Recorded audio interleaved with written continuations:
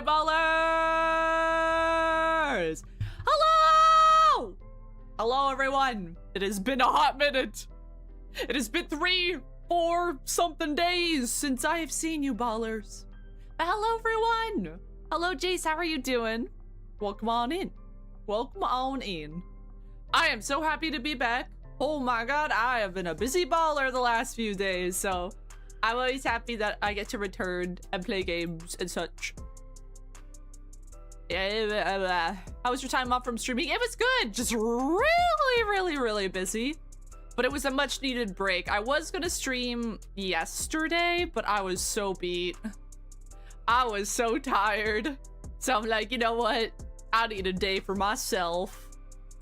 So sadly, we skipped out on Subnautica Sunday for one Sunday.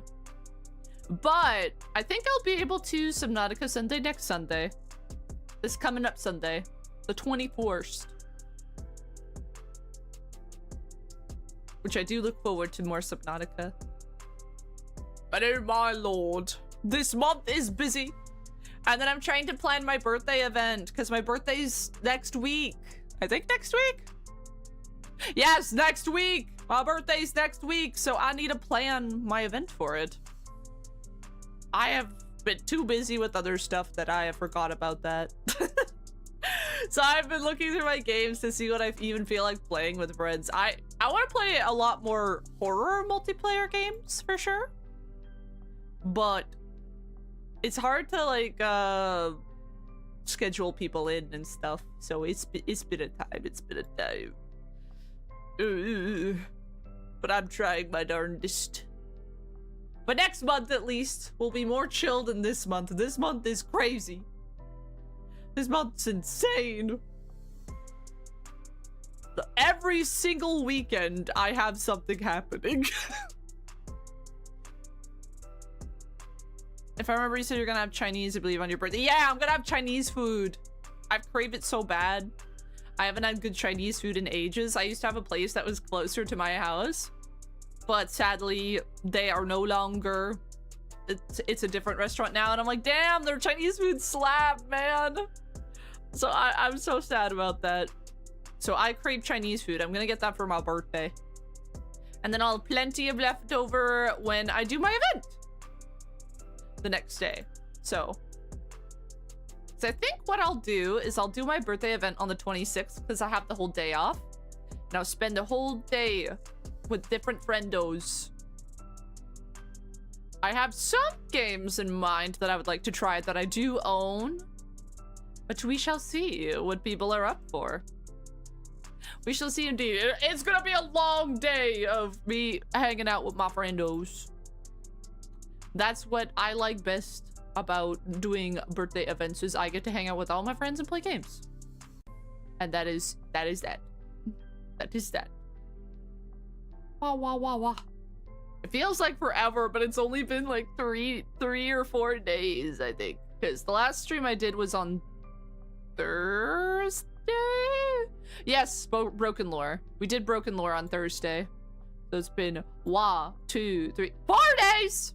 It's been 4 days. What's your most favorite Chinese food? My most favorite sesame chicken with white rice. My favorite is usually ginger beef and chow mein. Those are the two I absolutely need to have with any Chinese food meal I get. Is ginger beef and chow mein. I like all Chinese food, but those two specifically the ginger beef, I could live without the chow mein. But not the ginger beef, man. It was my favorite. I like it when it's like really gingery. Like super gingery.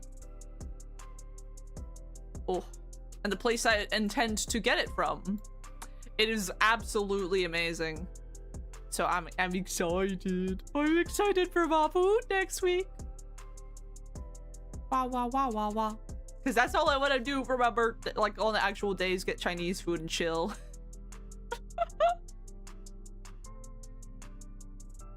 Because it'd be such a vibe. Also food. I love food. All things food, good.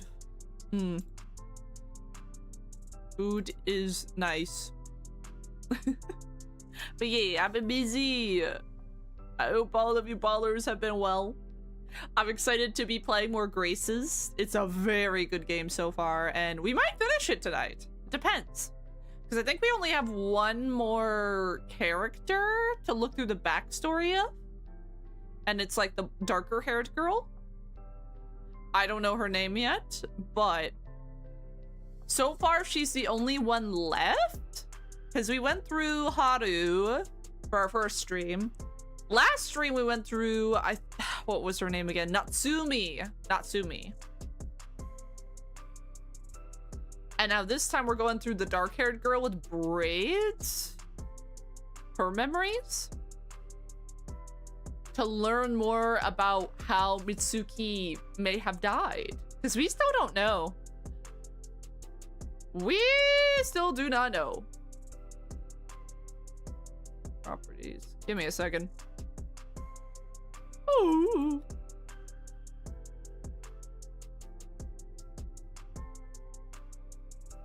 Wah, wah, wah, wah. Okay. So I was just fiddling around with mic settings earlier.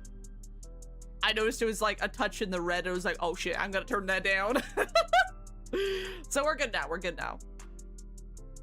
But yeah, last time we learned about Natsumi, which was the blonde girl, and how she got bullied really harshly by Mitsuki. And she placed like a hex on her of some sort. Which, very interesting. And we know she wanted to reverse it because she felt bad, but couldn't because she couldn't find the doll. So that might make some sense of why Mitsuki was like acting weird when we saw her before she died. Because we still oh, also last time we played, it was kind of revealed a little bit that our character Aki may have known Mitsuki in the past. Mayhaps. Oh, shit. Me too! Hello? I'm pogging, I guess. Wow. Oh, uh-oh. It froze. Oh, okay, now we're good. We're good. But it's kind of alluded that our character knew her, which is very interesting. I wonder where that goes, because it looks like they were childhood friends and then grew up and grew apart. Or did they? What if, and hear me out, this is crazy theory. What if our main character is not a very reliable narrator? Maybe we have more connection than we surmised. I mean, obviously there's a connection because it seems like we had a flashback of Mitsuki when she was a kid. So what if there's more to our character than we think? It's very convenient that all the Graces, which are the little dolls, look very much like people. Very much like people that were in Mitsuki's life, right? So I'm very interested to see. This may sound weird, your hairstyle makes you look like a gang member? Huh? Nah, it's just short hair. I don't know what you mean by that. I don't know what you mean.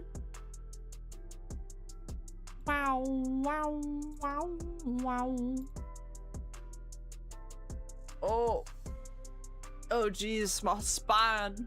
I don't know what I did, eyeballers, but for some reason my shoulder today has been hurting real bad. I don't know what I did. I don't know if I slept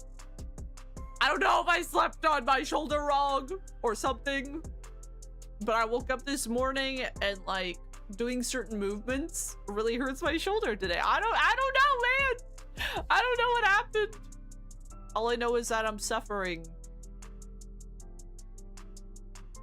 I don't know why, but it'll probably be better tomorrow. I probably just slept on it weird. It's probably what it is.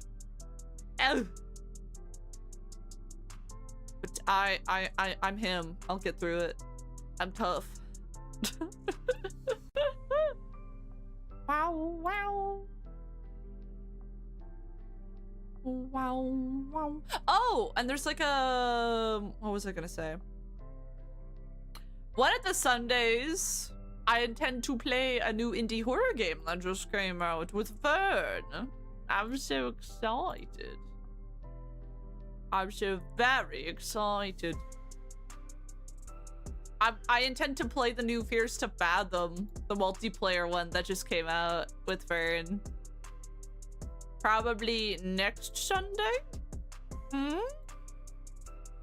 Which I'm very much looking forward to.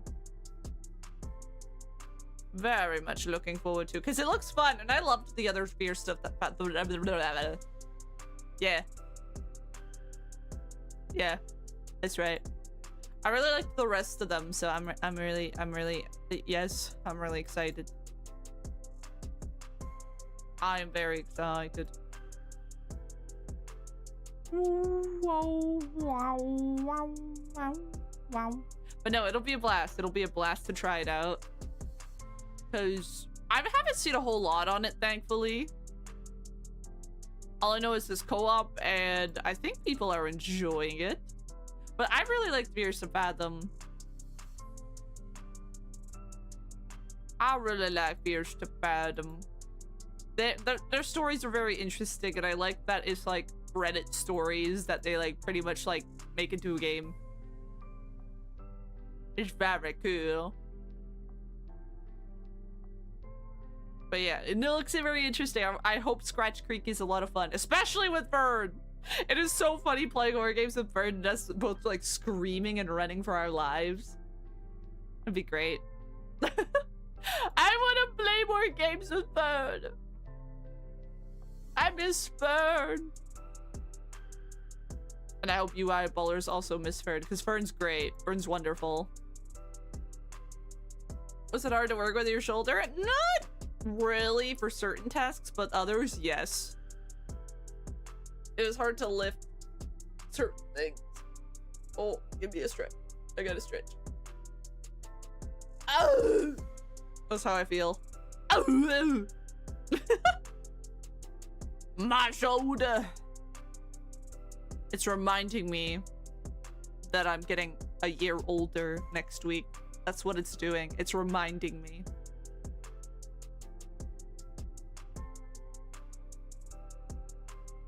It's reminding me that it is my time to suffer because I'm getting older.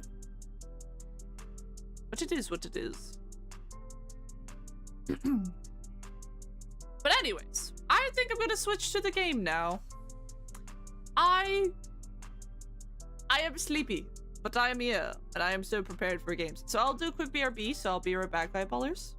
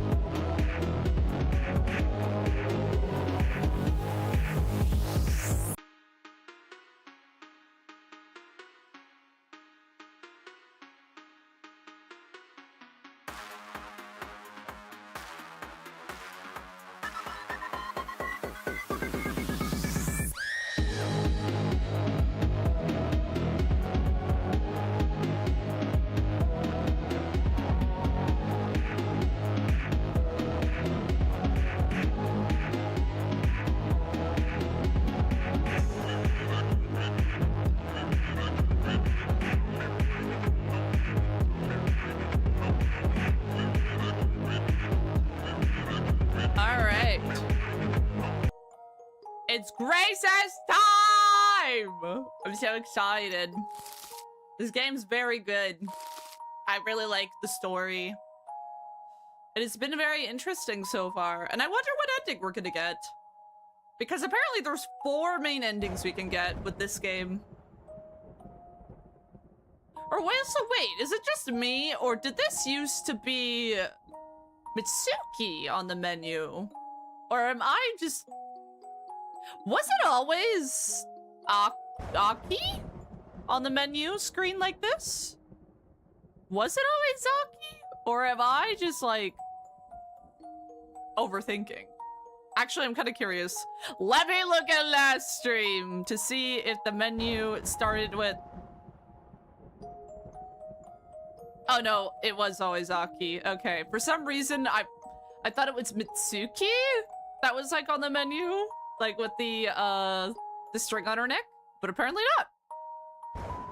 But yes, last time we went through Natsumi's story and figured out how she was very harshly bullied and put on a hex on Mitsuki, which we did talk about earlier. That made it so she didn't feel anything.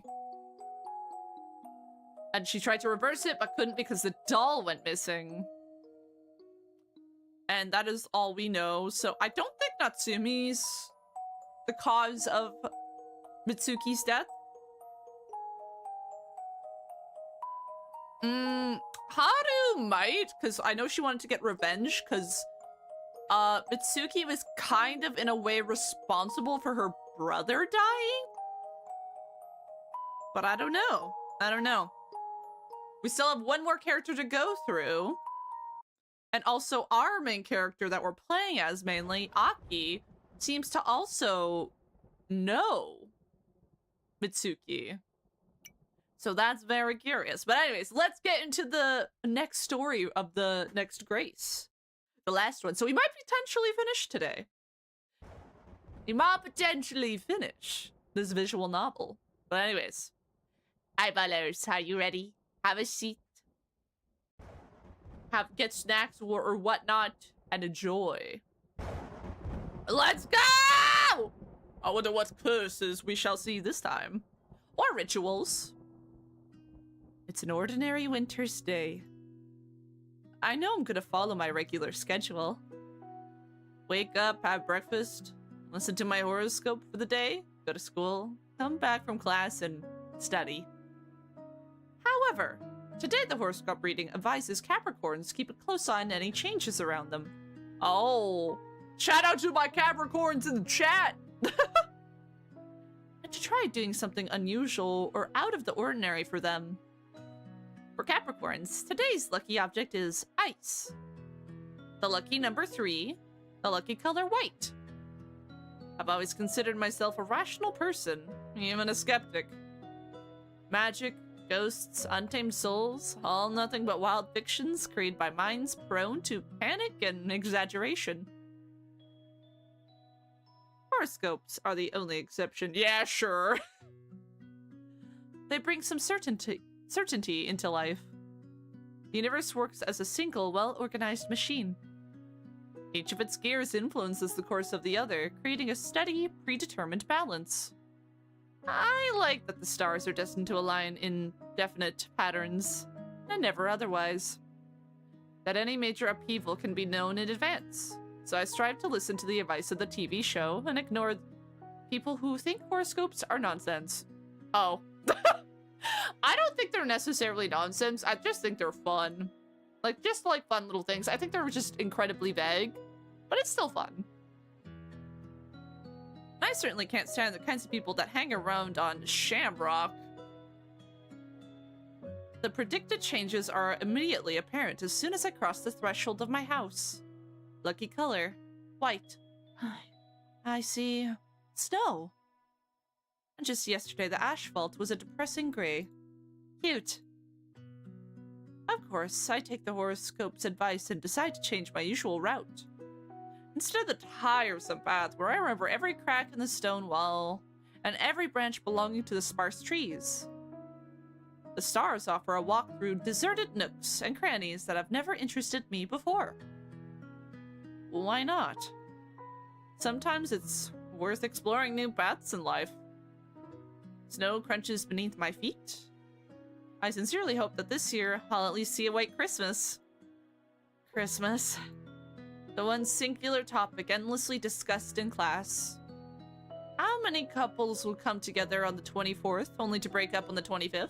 Oh yeah, that's right. Like, Japan treats like Christmas like it's another Valentine's Day. I forgot about that. Like, Christmas is meant to be a romantic holiday there. Naturally, I don't have a boyfriend. Why would I need one now? Everything in life has to run its course. First, I should at least make some friends. Spending the holiday with some could be fun too. After that, I can worry about finding a boyfriend. There'll come a time when he and I will celebrate Christmas together, admire the falling snow side by side. Quite romantic. Loneliness has always felt more deeply than usual before Christmas. I immerse myself in thoughts of being enveloped in bright, colorful lights and walk without paying heed to my footing. Suddenly... Oh no, what have we done? The world goes up, and I go down. A hard blow takes the wind right out of me. Oh, she's so cute! It's as if my chest had been put in a vice, like I'll never breathe again. My lungs feel paralyzed. Oh no, she would knock the wind out of her! Panic ensues in my head, which throbs fiercely from the pain. How do I breathe? What a stupid way to die, suffocating while lying in the snow of an alley. Come on! Breathe! Breathe! Uh-oh. Oh, okay, I thought she had, like, asthma or something, and that's why she was freaking out. My ribcage rises and falls. Panic makes time stretch on forever. But in reality, what happened had taken less than a second. What happened? I slipped because of a thin layer of snow. I hadn't noticed a puddle of ice or something. How stupid. My head is pounding. I guess I'll have to skip my first class and lie down in the infirmary. I try to get up, but... Huh? I can't. My body won't listen as I frantically try to clench my palm into a fist. It doesn't work. I really am paralyzed. Oh my god, my head's bleeding! The pain in my head intensifies. I open my mouth to call for help. Not a single sound comes from my throat. All I can do is breathe and blink, feeling the ground against my humming nape. Can't be. Isn't ice my lucky object for today? I want to cry with resentment and fear, but I pull myself together. My composure is my main pride. I never worry, even when I'm suddenly questioned in class. I'm never afraid to ask a complete stranger for directions. Now, too, is the time to get it together. Would anyone guess that they could search for me in an alley where few people ever walk, a place cut away from the daily routine? What if I will lay here all day, or longer? Would I freeze to death? What if I'm wounded? What if I'd be damaged something when I hit my head on the ground and now I'm bleeding? The world in front of my eyes blurs with fear, horror, and pain. My mind goes blank. I'm afraid of losing consciousness, but it's slipping away like a haze misting between grasping fingers. The cold wind blurs and twitches with a black pulsing net. Oh god! I'm passing out. Somebody! Somebody! Help! Need... call for help. What are these voices? I don't understand anything. Call for help now! A confident female voice is the last thing I managed to distinguish before I finally sink into blackness. Is it Mitsuki? That's how I wound up in the hospital. I dislocated something in my spine during that fall, which is why I couldn't move a muscle. Holy shit! That's crazy. To my surprise, the injury isn't serious, so within a couple of hours, I'm moving around successfully, not even feeling any pain.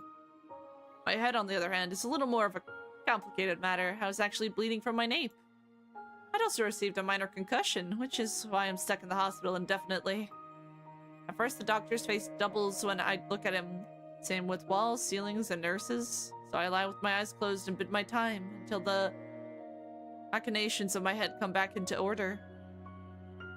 When I more or less recover, I'm visited by people who happen to be in the alley at the time, and I make friends with Mitsuki and Senpai. Oh, who's Senpai? The most wonderful people in the world. The horoscope wasn't lying. Ice really did bring such great happiness into my life.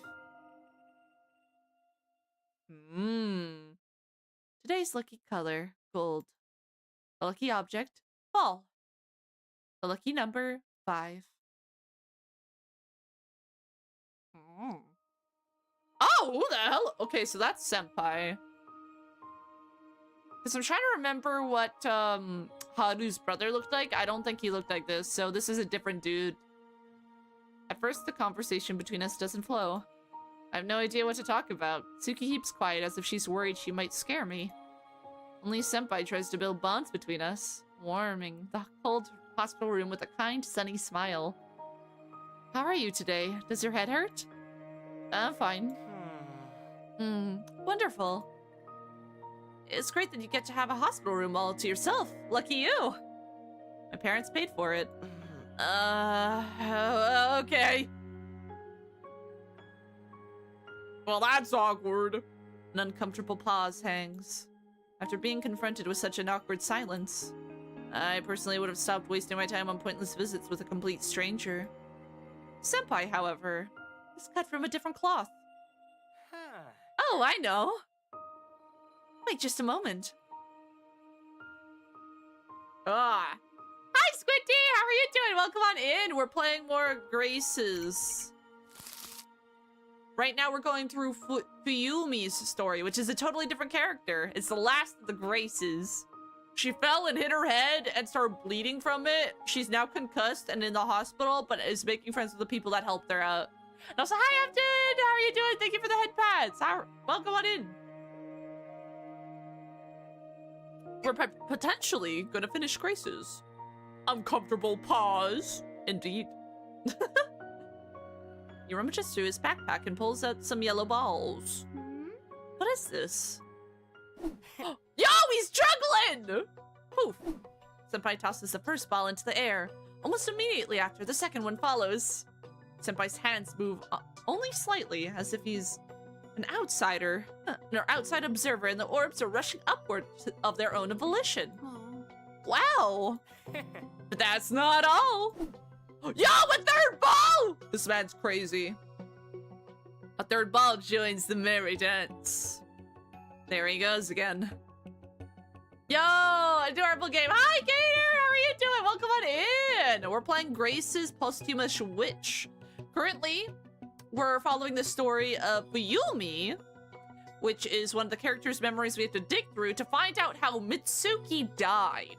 Because at the beginning of the game, she's dead, and we gotta figure out how she died and who killed her. If it was somebody or if it was something else. So, very interesting. Hi, Riser! How are you doing? Welcome on in. There he goes again. Why not? You like it, right, Fuyumi? I sure do. You're quite skilled. I'm mesmerized by the confident, precise movements. See? She doesn't mind. Don't be deceived, Fuyumi. He'd only recently learned not to drop them all on his head. Oh, damn. Yeah, it's an intense game, actually. But there is some cute moments. There's a lot of cute moments. Don't be jealous. I'm impressed. His best record is 4 balls. I feel a little dizzy, but I want to see the enchanting performance through to the end. Yo, 4 balls! A 4th golden ball comes into play.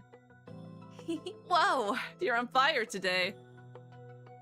Senpai diligently juggles the balls while beads of sweat mark his forehead, but his smile never falters even by a nanometer. It's impossible to take my eyes off him. Ahem. 5 balls! This dude's crazy. He's cracked. Well done. Suki claps her hands with a genuine admiration. Indeed, it's awesome. You managed to beat your record. Yeah, today's my lucky day. The dazzling golden dance stops. I watch with reluctance as Senpai puts the balls back into his backpack.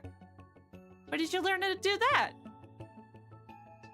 My guess is her death's gonna be from accidentally eating bad salmon. That was the curse placed upon her.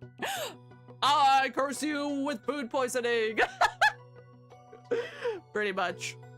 I still think, and this is my theory, because last time we played, we saw snippets of, like, our character Aki, who's digging through these characters' memories, knowing her. What if Aki's responsible? Because what if the main character is not a reliable narrator? What if the whole time she's the one responsible for her death? Potentially. That's my theory right now. Because Haru... Well, Haru, I guess, could be, because she wanted revenge for her brother. Natsumi, I don't think so. She wanted to reverse the curse she put on her. But Yumi, we don't know yet. We're learning. But Aki seems to know Mitsuki more than she's let on. That'd be an interesting twist. That would be interesting. What if it is? What if it is? Wait, and maybe that's why there's 4 different endings. What if each ending is who you accuse? Or maybe Tomo. There is a possibility of it being Aki's companion Tomo that's helping her dig through the memories. How'd she learn to do that? Senpai and Mitsuki exchanged tearful looks. We're both members of our school's magicians club. But magicians? Not what you're expecting, huh? Really am into these kinds of things. To start, I'm surprised that their school even has a club like that in the first place. A variety of occult-related circles and groups of amateur ghost hunters are in vogue right now. But I'd really have to strain my mind to picture Mitsuki juggling apples. I like card tricks. It's like she read my mind. Card tricks? That's amazing! You think that's cool? Then you're gonna love this. Senpai rolls up his sleeve and holds his open palm out to me. There's a single cube of dice laying on it. Poof! The palm with the dice clenched into a vest then opens empty. Whoa! And now... Senpai's hand slides into the breast pocket of my shirt. And it freezes there. A clattering sound rings out in silence, and a small object skips and hops to Mitsuki's feet. I'm sorry, something went wrong. I was supposed to get the dice out of your pocket. He carefully draws his hand away, and I finally breathe again. You can't have it all. It's looking like you'd spent the last bit of your luck breaking your juggling record. Mitsuki picks up the dice and returns it to Senpai. He sighs and slumps his shoulders to feign defeat. It's about skill, not luck. Hmm? Don't you usually use a coin for this trick? Yeah, but I don't want to be like everyone else. This trick is terribly banal, as it is. He shows his open palm once again, but this time there are 2 dice riding on it. I consider these dice my lucky charm. Sometimes when I don't know what to do, I throw them and see what comes out. Even numbers mean yes, and odd ones mean no.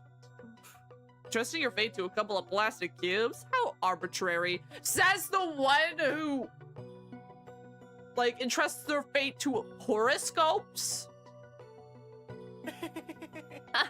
You're not wrong about that. You trust only your skills, but you carry around a lucky amulet. There's a logical fallacy here somewhere. Oh, come on! We all laugh. Aw, this is kind of cute. And just like that, the days visiting hours go flying by. Senpai turns out to be so amazing that he effortlessly melts the ice of awkwardness between us. And I find myself feeling eager with anticipation for their next visit. This is so cute! How does it go wrong? The lucky color for today, white. The lucky object, postcard. The lucky number, 25. Senpai sits next to me on a chair and talks about every little thing he saw outside the hospital. Without his stories, I would have died of boredom. Even books are banned for me because of headache attacks. There's nothing more romantic than a snowy Christmas. Senpai cheerfully shakes his head. Who would have thought? You have a shred of romance in you after all. Hmm? Why the surprise? Like any young lady, I love bright lights, warm scarves, and hot cocoa. And you believe in ghosts. It's trendy to believe in them now, so why not? That doesn't sound very romantic. Do you have a boyfriend, Mitsuki? I'm sure Mitsuki has admirers lining up for her. There's no way she doesn't. She really knows how to carry a conversation. Her grades are excellent, and she's more than willing to help a complete stranger. She's probably a great cook as well. The ideal girlfriend. But she shakes her head. Alas, Fuyumi, I don't. Naturally, since you ignore all love letters and confessions. Tell me all about it, Mr. Popular. My breath catches in my chest as if feeling a seedling of fear set in my heart. Is Senpai dating someone? Why does that possibility frighten me? Yo, we have a crush on him! That's crazy. I think his juggling skills made it so Fuyumi's like, hell yeah, brother! Apparently, my emotions come out clearly on my face given the cryptic way Mitsuki smiles at me. No, I'll be all alone for Christmas as well. A charming blush touches his cheeks. We're like a club of desperate loners. You're the only person I know who could so easily make light of our sad situation. Oh, you flatter me. I laugh as I feel a sense of relief wash over me. Have you signed your Christmas cards yet? I don't feel like continuing the topic of couples in love, so I try to steer the conversation in a different direction. Senpai immediately comes to my aid as he decides to ramble on about the hassle of dealing with endless New Year cards. In response, Mitsuki teases and prods him in a way that only friends could. Looking at how cheerfully and casual they are chatting, I realize that I myself have never talked to anyone in such ease. Is this what friendship looks like? It's even better than I'd imagined. My past now seems bleak and painted in pale, lifeless gray. Why hadn't I noticed before that I was living in such a dull world? In a way, Senpai and Mitsuki saved me twice. Even if I knew what was going to happen to us next, I would have changed anything? Would I have changed anything? Wait, what happened? Today's lucky color, red. The lucky object, glasses. The lucky number, 3. Also, there is a lot of, like, the number 3 throughout the game, now that I think about it. Because the 3 graces, there was an achievement I got, like, that's saying, you played the game for 3 hours and 33 minutes. So a lot of 3 imagery. Also, the Anocuris flower has 3 petals. And, yeah, there's a lot of, like, 333s. So, I wonder what that ties into. Lying in my hospital bed, talking with 2 of them, I discover new emotions, new feelings. Even a new nuances to human behavior I never knew could exist. Everything in my life begins to feel brand new, and it's all surprisingly pleasant. It comes naturally to me to hold faith that Mitsuki would never betray me. Why would you say it like that? That sounds sus. Sounds like she's gonna betray us. And Senpai, the stoic composure I'd prided myself on for so long shatters to bits the very moment Senpai so much as looks at me. My face starts burning, my throat treacherously makes incoherent nonsense. Yo, that's me every day. My hands stop obeying me. I never know what to do with them. I've never experienced anything like it, and yet the storm of feelings seems more pleasant than burdensome. Warmth swirls in my chest at the thought of Senpai. Oh yeah, she got a crush. Well, time to go. He's about to get up, pauses when he notices that Mitsuki remains standing by the window. Mitsuki? She doesn't move, even though they usually leave together. Senpai and I exchange curious glances. Meanwhile, Mitsuki winks conspiratorially at me. I'd like to have a chat with Fuyumi. In private. Oh god. Senpai blinks his eyes a couple of times before a sly grin stretches across his handsome face. Girl talk? Exactly! Sometimes I feel like a third wheel to you two. You wouldn't get it anyway. How rude. Don't tempt your fate. What if you hear something you shouldn't? Senpai laughs. But instead of answering, he only waves goodbye and leaves the room. I'm worried what she's gonna say! Because we know how she treated Natsumi, and that was not good. Hi, Wolfman, how are you doing? Oh, we're back to seeing what happens to the story. Yeah! Right now, we just started Mayumi's route, or memories, which is the black-haired Grace. So far, she has slipped, fallen, hit her head. Now she's in the hospital because she has a concussion. And she met a guy named Senpai and met Mitsuki. And that is all that has happened so far. So we haven't gotten far at all. Mitsuki takes his usual bedside seat. Oh, also, Fuyumi has a crush on Senpai. She sits motionless for a few moments, her pale fists folded in her lap, and looks straight into my eyes. Are you gonna confess to Senpai? Huh? I almost jump on the bed in shock. What is she talking about? Noticing the genuine confusion on my face, Mitsuki frowns discontentedly. It's as plain as day you've got a crush on him. Sounds like a standard Monday. It is indeed. Indeed. But yeah, we might finish today. It depends how much more we have. So hopefully we find out what happened to Mitsuki and how she died. Welcome on in, PTS. Rip to the legend, Ollie Tree. I never really knew him, but yeah, no, that's tragic. I heard the news. What is she talking about? Me and Senpai? Blood rushes to my face. I probably flared up like a torch. Mitsuki shakes her head contentedly. I knew it. Don't suffer. Admit it already. But how can I? Mitsuki lets out a heavy sigh.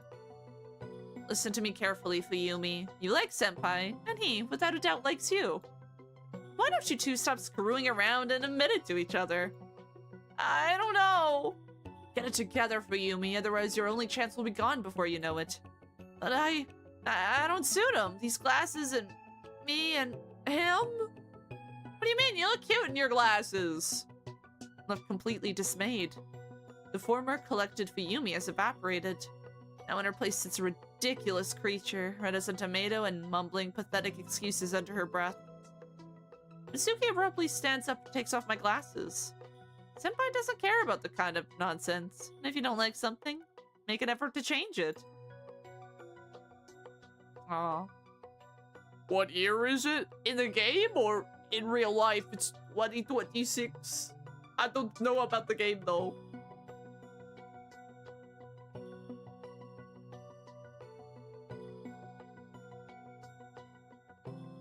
Okay, what happened? I know Ollie from HoloLive. Oliver Tree, I believe, or yeah, not Oliver Tree, Ollie Tree, I think he was a rapper? Or like he was an artist and sadly he passed due to a helicopter crash. And I think that's all I know. It's really tragic. Frick! Frick indeed, Bills. You must be strong, Fuyumi. Indecisive and weak. People are always left with nothing. Having said this strange phrase, she leaves. I'm completely dismayed. I like Senpai? Senpai likes me? What's happening? Right now, we are going through Fuyumi's memories. She slipped, got a concussion, is in the hospital, and then she met Mitsuki and a guy named Senpai. Well, we don't know his actual name, but he's Senpai, and Fuyumi has a crush on him. And that is all that has happened so far. A new wave of heat surges to my cheeks. The more I think it over, the more convinced I am that Mitsuki's right. There is no other explanation. I'm in love with Senpai. I'm head over heels for him. I decide to come clean on Christmas Eve. I'm pulsing with anxiety, but I know that the sooner I speak the truth out loud, the sooner heaviness will go away. Aww. That's kind of cute. Today's lucky color, black. The lucky object, daffodil. The lucky number, 0.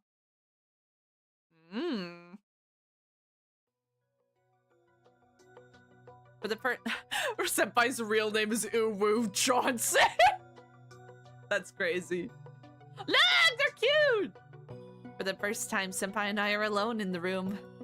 He's talking about his school life and the upcoming exams as usual. I'm sitting, clutching the edge of my blanket in my hands, unable to grasp the meaning of his words. I have to say something before I chicken out. So I'm not so good at history, but not as bad as Mitsuki is at math. Senpai? What's the matter? You're making a weird face. He smiles as he always does, in a friendly, teasing way. My heart jumps to my throat. Come on, you can do it for Yumi! I believe. He's so close, closer than ever before, and yet at the same time, he's so far away. Senpai, My heart is beating at a frantic pace. Another second and it's gonna explode. I know what you want to say. Huh? I understand your feelings. If you really want this, I'll listen. Senpai becomes very serious. This isn't how I imagined a romantic confession. I like you! Would you go out with me? Oh no, he's gonna say no. No, he's gonna say no! Which is fine, as long as he's respectable about it. Senpai takes a deep breath and resolutely lowers his head in front of me in a half bow. Forgive me, I can't be with you. I feel like a knife has cut off my thoughts. All I could do is stare dumbly at Senpai and flap my eyelashes. I'm at a complete loss for what emotions I'm feeling. I'm sorry, I know it's hard for you. If you want, we'll never see each other again. Okay, he is respectful. What? No! I know it's selfish, but I personally hope that we could remain friends. Tears come to my eyes. I hurriedly put my glasses back on. Yeah, of course. You're right. I value our friendship very much, too. Thank you for listening for what I had to say. Okay, he's a very nice guy, at least. He's very respectable about it. He heard her out, and he's like, hey, I'm sorry, but I can't return those feelings. I want to remain friends. He's nice. I like him. You don't mind? Gently, like the most fragile treasure, he squeezes my hand and puts something in it. Dice? My Christmas present to you. Sorry it's so lame. This is your lucky... I'd love it for you to bring you good luck too. I know you don't believe in all these vague things, but don't throw it away, okay? Oh my god, that's actually cute.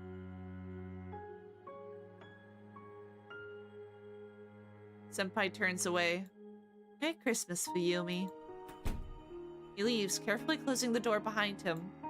I'm left sitting in an empty hospital room. There isn't a single rational thought left in my head, as if they are mourning my broken heart. What? How? Why? My body is paralyzed just like back in the alley. Even the tears have dried up. The last time Senpai saved me, now I'm alone and no one will come to my aid. What good are feelings if they bring so much pain? Aw, Fuyumi. Today's lucky color, red. Lucky object, hair clip. Lucky number, 2.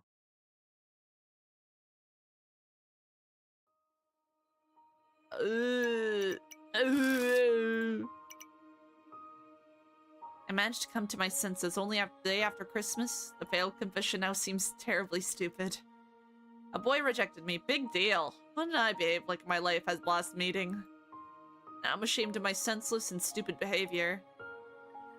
Tsukyu came alone this time, sitting on a chair with a detached look.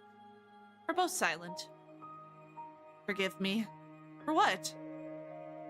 I didn't think Senpai would reject you. Tsuki is more gloomy than ever. It's the first time I've seen her like this. It's not your fault. No, it is. I spurred you on. Somehow I was sure your feelings were mutual. I should have minded my own business. It's fine. You were right. It was for the best that I'd gotten it all out, even if I'd known you would reject me, and now... Now what? Do I feel better? Am I really more at peace than before I confessed to him? Can I honestly say that I'm happy with the way things turned out? No. Never. I feel terrible. It's agony. I clenched the dice he'd given me tightly. Mitsuki understands everything from my expression. She lets out a heavy sigh.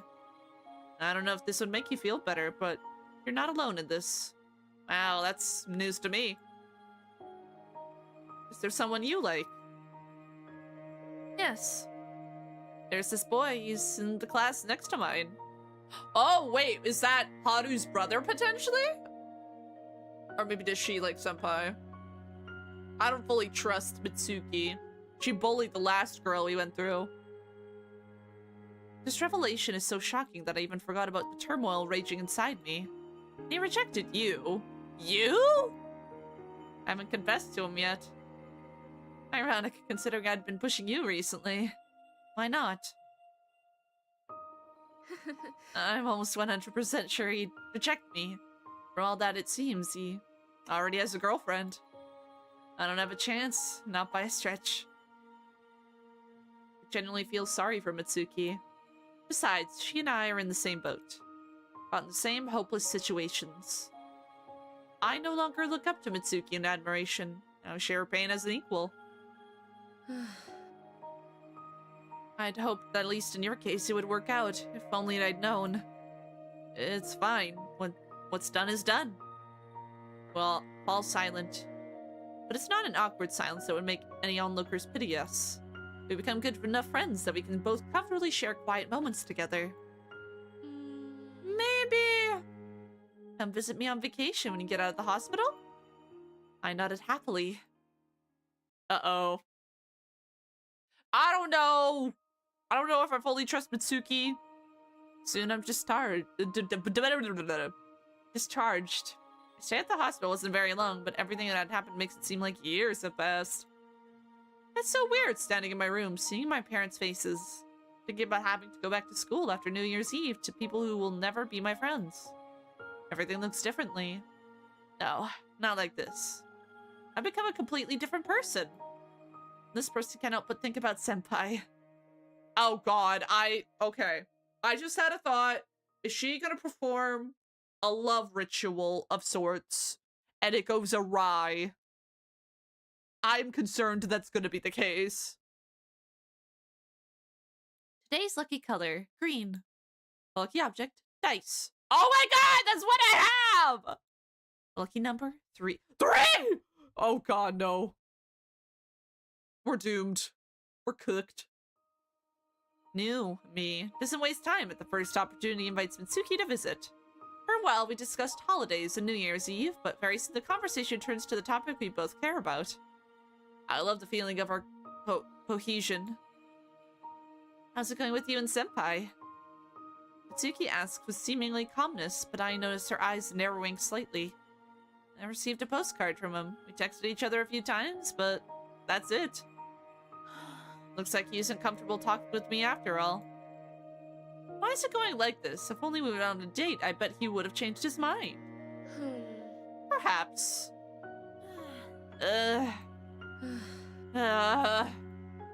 Love can't be forced, eh? Oh god, yeah, they're gonna do a love ritual. 3. The scariest number ever. Hi, Gochi, how are you doing? Welcome on in.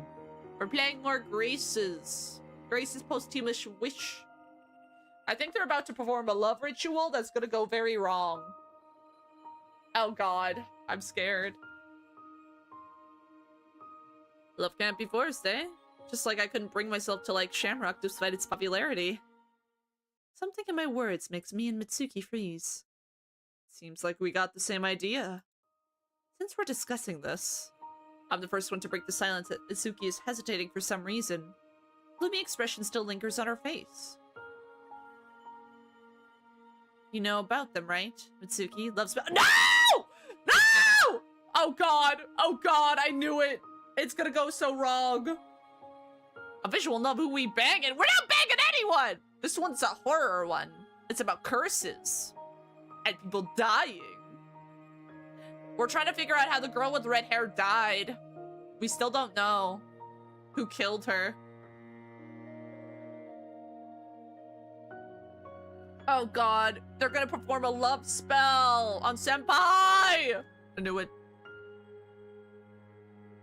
Yes, of course. Why don't we give it a try? What do we have to lose? I feel like she will have a zombie fall in love with her. Oh god, what if it's along the lines of obsession? And like, she's like, I wish Senpai loved me more than anyone else in the world. And then Senpai like, kills Mitsuki or something. Or goes crazy. I don't know. The former me wouldn't have left one stone standing on this idea. So crazy and unreliable. So love spell, then bang it. No! Don't bang it! And also hi, Hunter. As if it's the moment Senpai gave me his lucky dice. Dice. I began to believe in subtle matters. Seriously, why not give it a try? We won't hurt anyone. And if it doesn't work, so be it. What do you mean, don't hurt? You're forcing him. Yeah, it might not work. I can't just sit and do nothing. I need to blow off energy. We really don't lose anything. She runs her fingers across the surface of the table in an uncertain gesture. Then let the fate decide. Oh, she's gonna do the dice. I pull out the dice given to me by Senpai. Even number, and we're gonna try the spell. Odd number. Settle down and watch the new episode of A33. Deal? I walk over to the table and roll the dice. Am I expecting some certain results? Doubtful. My thoughts are confused, filled with doubt and nervousness. However, when the dice stopped showing the number 3, I felt a giant wave of disappointment. Well, what does it say? In a quick motion, I lightly poke the dice. Oh my gosh, she wants to do the spell so bad. Form 4. It seems fate allows us to take a risk. No! It was 3! But she changed it! So that they do it. Well then, that's what we're gonna do. Oh god, Fuyumi, no. No, girl, no. Alone, I lack the resolve to do it, but with Mitsuki so calm and reliable, sky's the limit. We say goodbye to each other. I promise to look online for a spell. Mitsuki simply nods. Naturally, love spells are foolish and frivolous stuff. Just a way to distract myself and have a little fun. Senpai isn't gonna fall in love with someone just like that without a single reason. Should have trusted the 3, true! And yet, there is hope in my chest, and I clutch the dice until it hurts. Fuyumi, no! I spent the entire evening researching relevant articles on Shamrock. Many spells are immediately discarded as it's obvious that they were composed for fun, not results. Some look more or less adequate. She caused a curse by trying to cheat the supernatural? Potentially. For some reason, I kept stumbling upon an article titled 3 Nights with the Dead Lover. Oh gosh, she's killing him! He is becoming a zombie! It's warm bodies! Ah! That's concerning. Sounds like a title of a lady's novel, but something about this lover intrigues me. Who was the dead lover? What caused his death? Why 3 nights? I give other, less popular sites a search as well, but my thoughts keep returning to that mysterious dead lover again and again. No matter how skeptical I am, I have to admit that I get the feeling it's a sign from above. No. Lucky color for today, blue. The lucky object, smartphone. The lucky number, 3! I was joking about that! That's crazy! The next day comes. I wait for Mitsuki's arrival, burning with excitement. She even freezes for a second, caught off guard by my zeal. I'm sure we can do it! Look!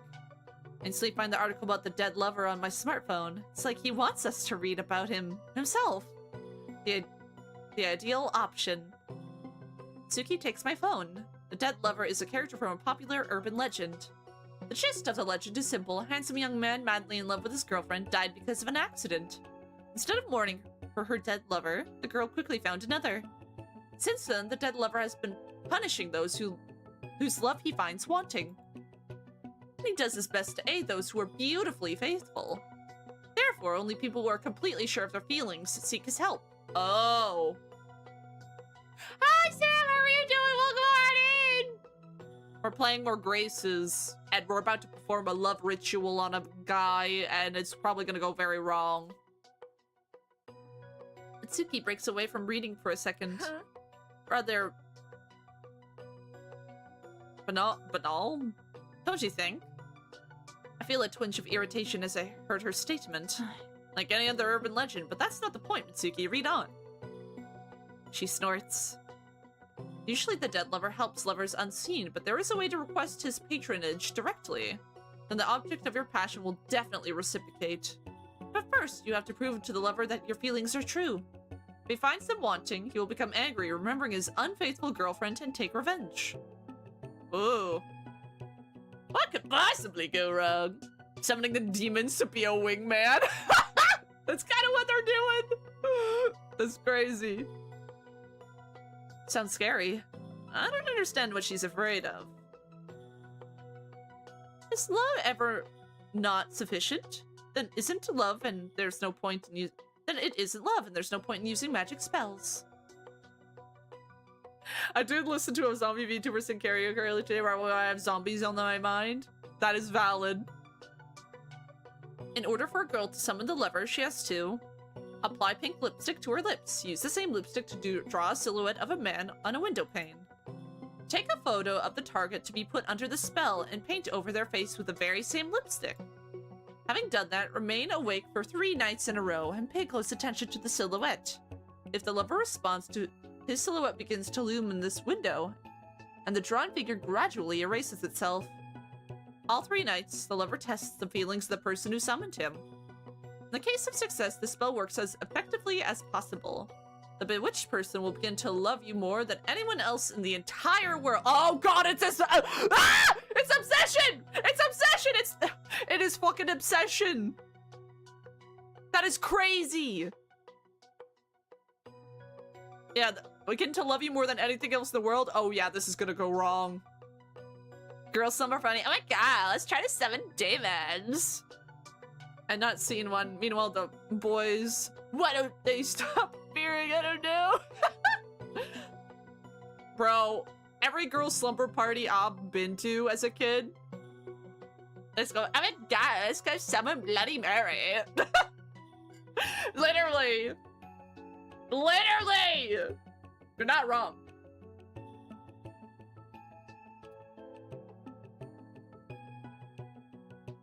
I remember doing Bloody Mary. I will no longer have desires for anyone else but you. Oh god. Yeah, that's very much obsession. It is possible to interrupt the ritual. To do this, spend one of the 3 nights in another room. Seeing this, the lover will realize that his services are no longer desired and will take his leave. Time for the I love you to death line to happen. Ooh. However, it's not advisable to interrupt his trials once they have begun. God knows what the consequences for failure would be. Interesting, but I'm gonna make it to the end no matter how the lover tests me. Stay awake for 3 nights? Are you serious, Fayumi? I can sleep in the daytime. I don't think it's gonna be a problem. So you wanna... summon the lover together. There weren't any rules against doing that. Oh no, it's gonna go so wrong because she's here. I went to one slumber party as a kid. 2 people played Tom and Jerry game all night long. The others were using Nerf and lightsabers to whack each other. I eventually stuck out and went home because I want to sleep. That is valid. That is valid. I didn't go to many slumber parties, but there was like, I think 2. I've been to at least 2. At each time, oh my god, let's summon Bloody Mary. Oh my god. I'll paint it on the window in my room. Wait at night and sleep during the day. Piece of cake. The use of the spell involving the lover is one of the main reasons why I'm so entranced by it. There's no need to leave the house. Gather someone's hair or nails, steal or put an object down at a doorstep. All that needs to be done is to sit in front of my window for 3 consecutive nights. Ugh. I got whacked multiple times going up the stairs while leaving. No!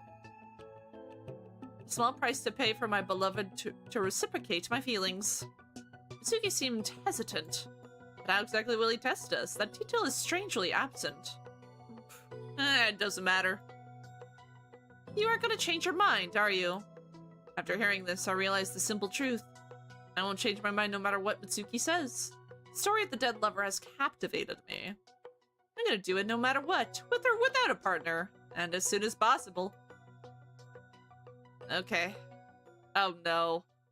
Oh no, bro. Today's lucky color, pink. Probably because the pink lipstick. The lucky object, lipstick. Oh, yep, there we go. The lucky number, 3. Stop showing me the number 3! It makes me anxious. There's a lot about the number 3 in this game. You decide to comment with the ritual the following night. Everything goes surprisingly smoothly. New Year's vacation just begun and my parents are away at work again.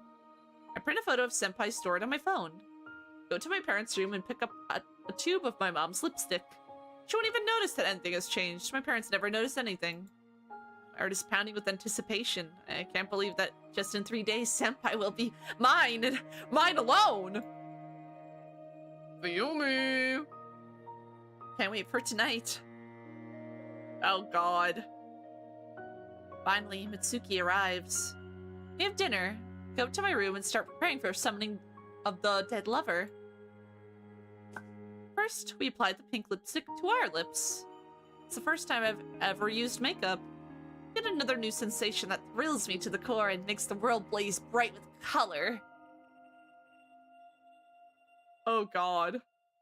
She's gonna kiss the zombie? Look at my reflection in the mirror. I see a girl capable of making Senpai's heart race. Leagues above that dumb, timid girl who sat mute in her hospital bed, incapable of stringing together more than 2 words at a time.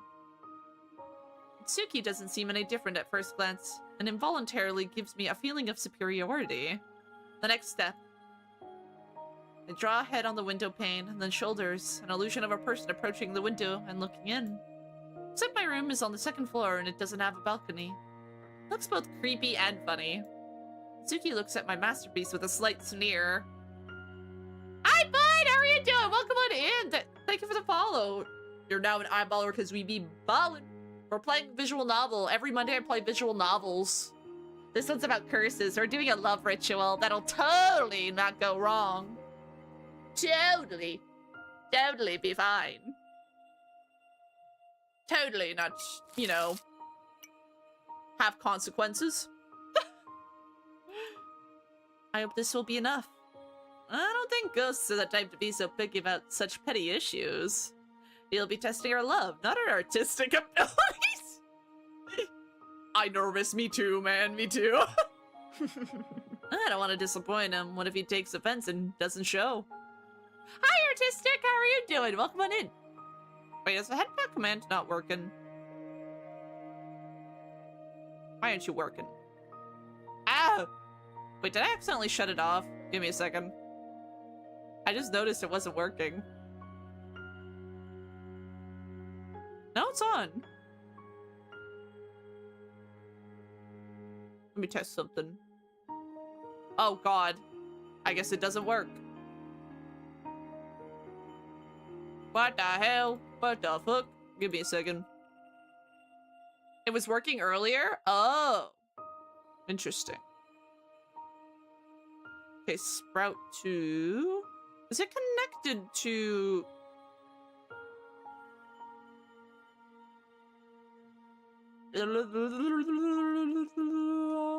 Bow, bow, bow. Okay, done. Okay, so you went bubblegum pink for a moment. Oh, it's because I'm on a different screen right now. Wah, wah, wah, wah, wah, wah, wah. I'm just checking some stuff. Ah! I accidentally shrunk myself. Ah, bright! A blindingly bright! Ah!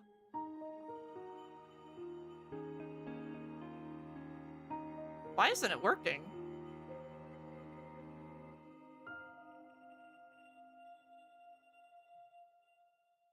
Ah!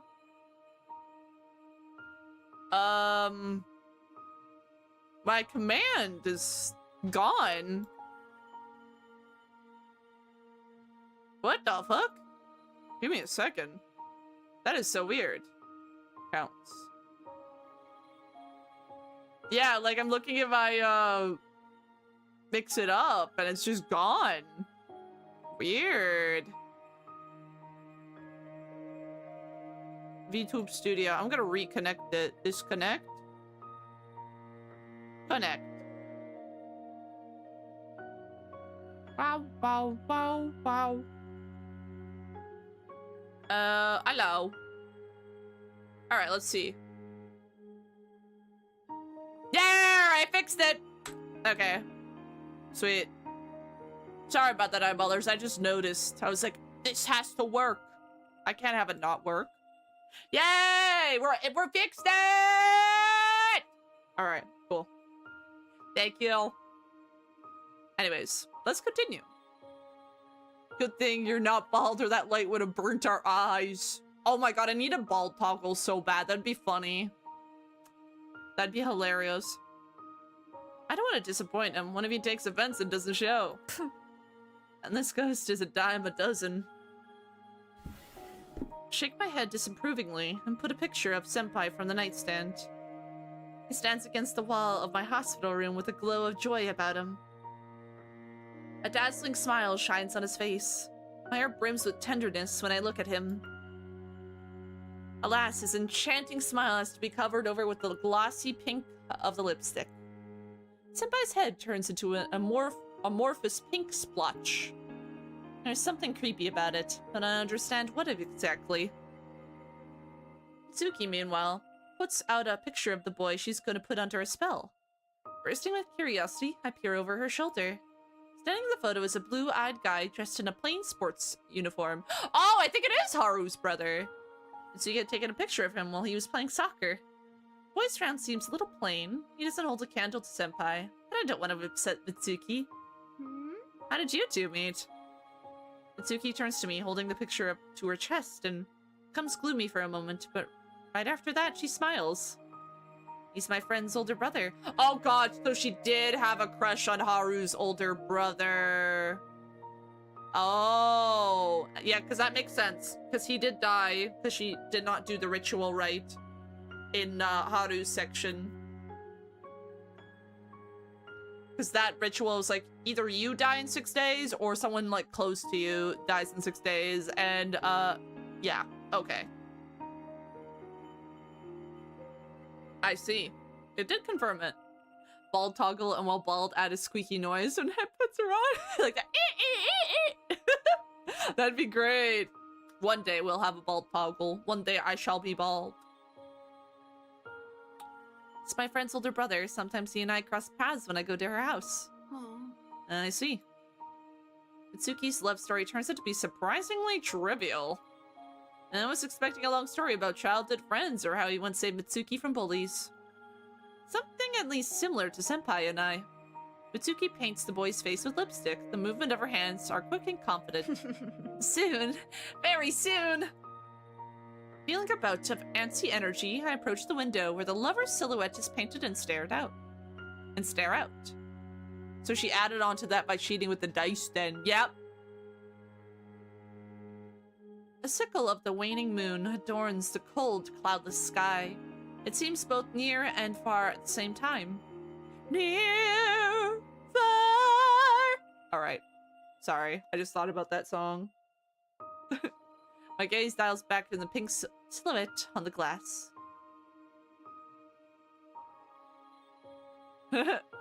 Either you die or someone, close to you will in 6 days. That's the only results I can think of. More efficient ways to do either. True. Wherever you are. Thank you. Thank you, Sam. Appreciate it. He's just like the moon. Spirit of the dead young man that's neither truly here nor there, far from this world, and yet a part of it. Only those he chooses can meet him and have the chance to touch his ghostly apparition. It's exhilarating. I'm drowning in anticipation for the night to come. I guess I'm just crazy. Oh, that's kind of cute. They look adorable. Mitsuki turns off the lights. We sit on the bed and stare out the window. If she knew the danger of this, you would think she would try to stop it. No. Well, this seems like it's before any curses or ritual stuff happened to Mitsuki. Because the brother is still alive, mind you. So I don't think she did the ritual with Haru. The other ritual. Yo, I just realized she tripled up on curses. Maybe that's what killed her. We sit on the bed and stare out the window. At first, I'm unable to discern anything in the dark of the room. Gradually, the furniture takes on a familiar shape, and the outline of the lover's head and shoulders shows on the glass. It's a ritual either it's gonna go end up badly for someone, or your ritual summoning crab turtle from Yu-Gi-Oh! True. I clutch the edge of my sweater in anticipation. Mitsuki breathes quietly beside me. We keep our eyes fixed ahead. An electronic clock sits on the nightstand across from us and reads 1:30 in the morning. My nerves are so bundled up that I feel completely alert. Mitsuki, on the other hand, occasionally rubs her eyes and yawns. So she doesn't take the spell seriously after all. Ha! What's the matter? No, nothing. Fuyumi? Yeah? Aren't you afraid? Of course I'm not afraid. I'm looking forward to the lover's arrival. If only those two can kiss instead and move on. Nice. I'm not. You? Mitsuki shivers. I don't trust dark forces, Fuyumi. There's too much evil in our world as it is. Except it comes from people, not some netherworld. What do you mean? We don't know what lurks inside us, what dark secrets our heart holds, and we don't know if we can overcome them. That is very specific. She did change the dice from 3 to 4, so maybe she was cursed with 3 to match the number she changed. Well, there's a lot of 3 imagery throughout the game. There's a lot of 3 imagery throughout the game. And it seems like she got 2 different curses the other time, so this time she gets a curse probably as well. And yet we're trying to contact some evil outside of us in addition to managing what we already have inside of ourselves. Isn't that a little presumptuous? I don't understand. She doesn't even believe in the spell, so what's with all this pompous talk about evil? Or is that what Mitsuki's saying just... Or is what Mitsuki's saying just her being influenced by the gloomy atmosphere? I hope everything's gonna be alright. Having doubts? I just have a bad feeling about this. Her fear and mistrust come as an unpleasant surprise. In the end, even though Mitsuki and I are bound together by the same misfortune, there is actually a chasm separating us. I fix my gaze on the rudimentary painting of the lover. As I admire him, I feel my irritation morph into joyful anticipation. Silence. Sit in complete silence. The only thing that breaks that silence is the sound of our breathing.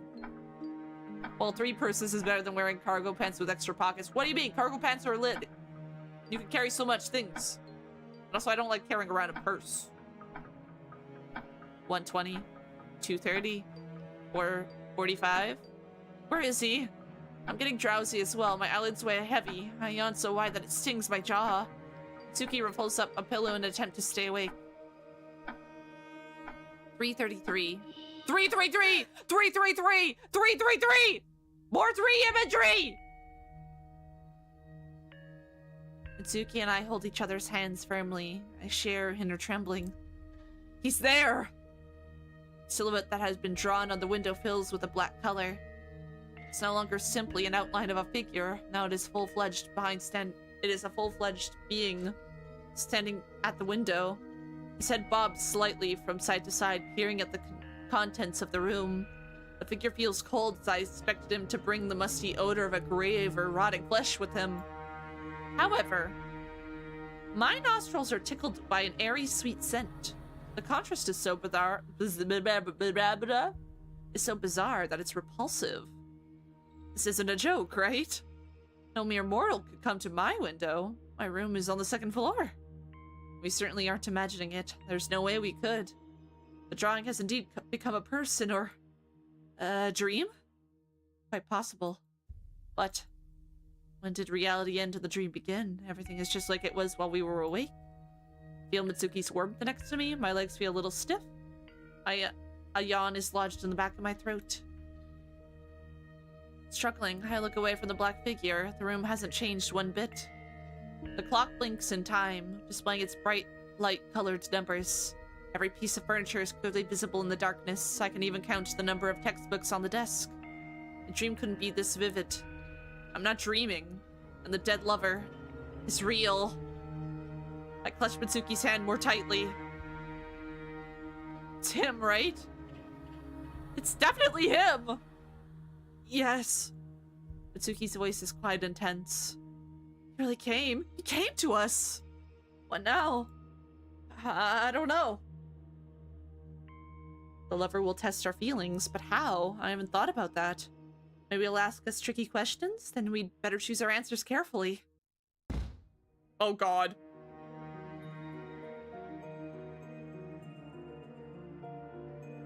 I'm concerned. Oh! When you do the bald thing, what about you have an eyeball cap on and it looks like your head is just a giant eyeball? That'd be amazing. There's a sharp smack on the glass. Mitsuki and I jerk backward in horror. Our backs pressed against the wall. The back silhouette doesn't move, but a hail of blows rains down the glass. What does he want? Mitsuki's angry. She quickly gets off the bed onto the floor. She's about to head for the window, but suddenly the pounding stops. Mitsuki freezes. I carefully approach her. So what now? She shakes her head, uncertain. The dead lover isn't moving, but he doesn't stand still either. He seems to turn his head first toward Mitsuki, then toward me. Is he studying us? Testing?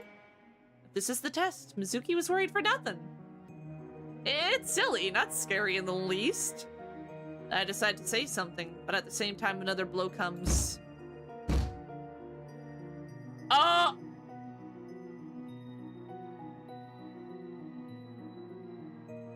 The black figure still isn't moving.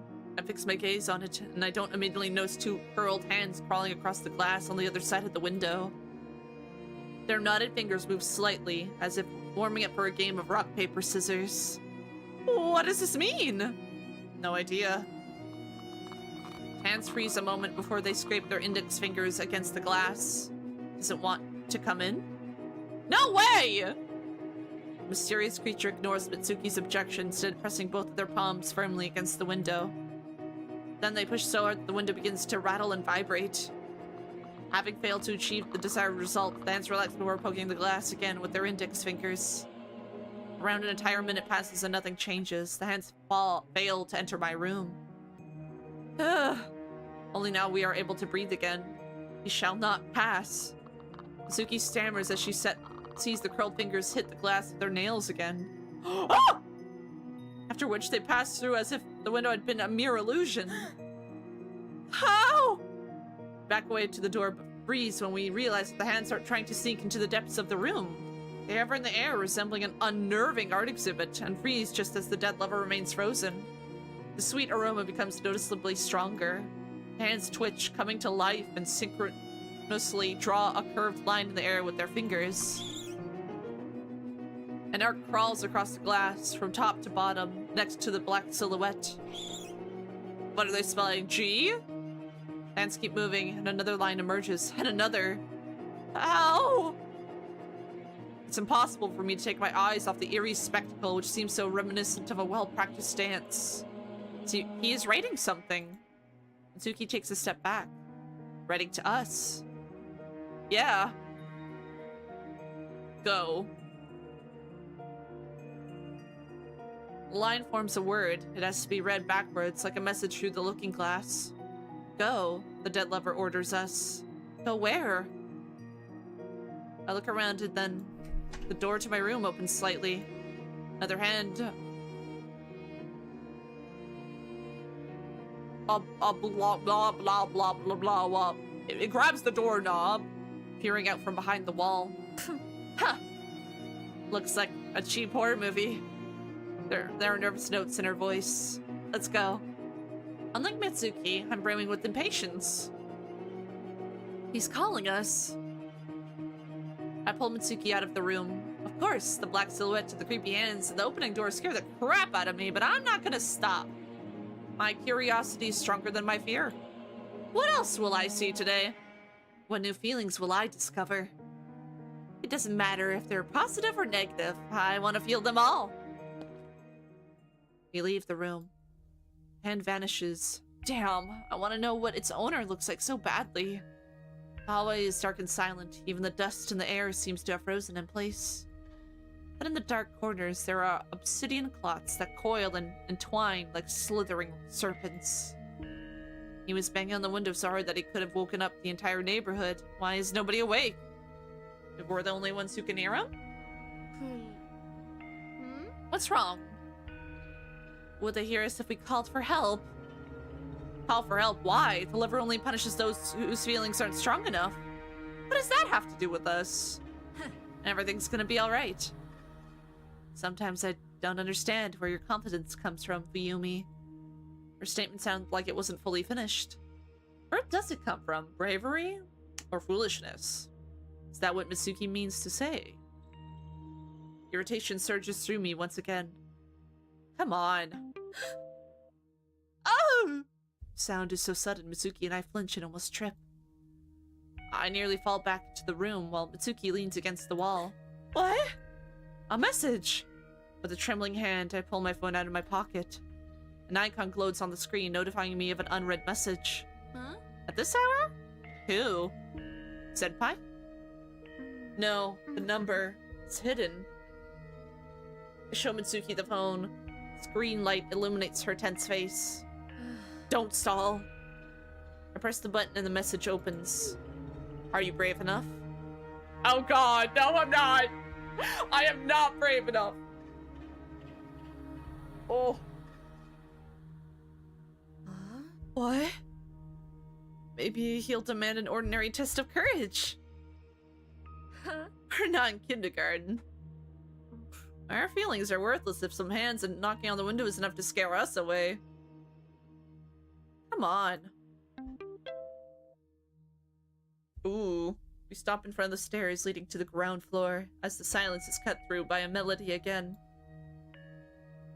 I impatiently open the message. Once you step on the staircase, you will regret it dearly. I don't get it. Is he warning us? I think he wants us to find another way. I ponder it. No. No! He wants us to go forward knowing we'll regret it. Test of courage. Right. Ew. I don't like that. I don't like it at all. I nod and look at the steps. They are drowned in darkness and seem as unreliable as fog. They feel frosty. And the smell, I doubt my mom baked vanilla pie, so where does it come from? Regret it. Mitsuki whispers something under her breath. Here, let the fate decide again. I squat down and gently release the dice from my palm. It makes a few somersaults and stops, showing 4 dots on the top edge. I squeeze Mitsuki's hand with vigor. See, we shouldn't back down. Better not to disappoint the lover. By this point, I've already realized that there are no coincidences. Just like celestial luminaries, moving in precise trajectories, our actions are predetermined. Oh god, I am Concerticus. Okay. Let's go on 3. 1, 2, 3. We step on the staircase. Stay in thoughtful silence. Nothing is happening. A sigh of relief escapes my chest. Huh?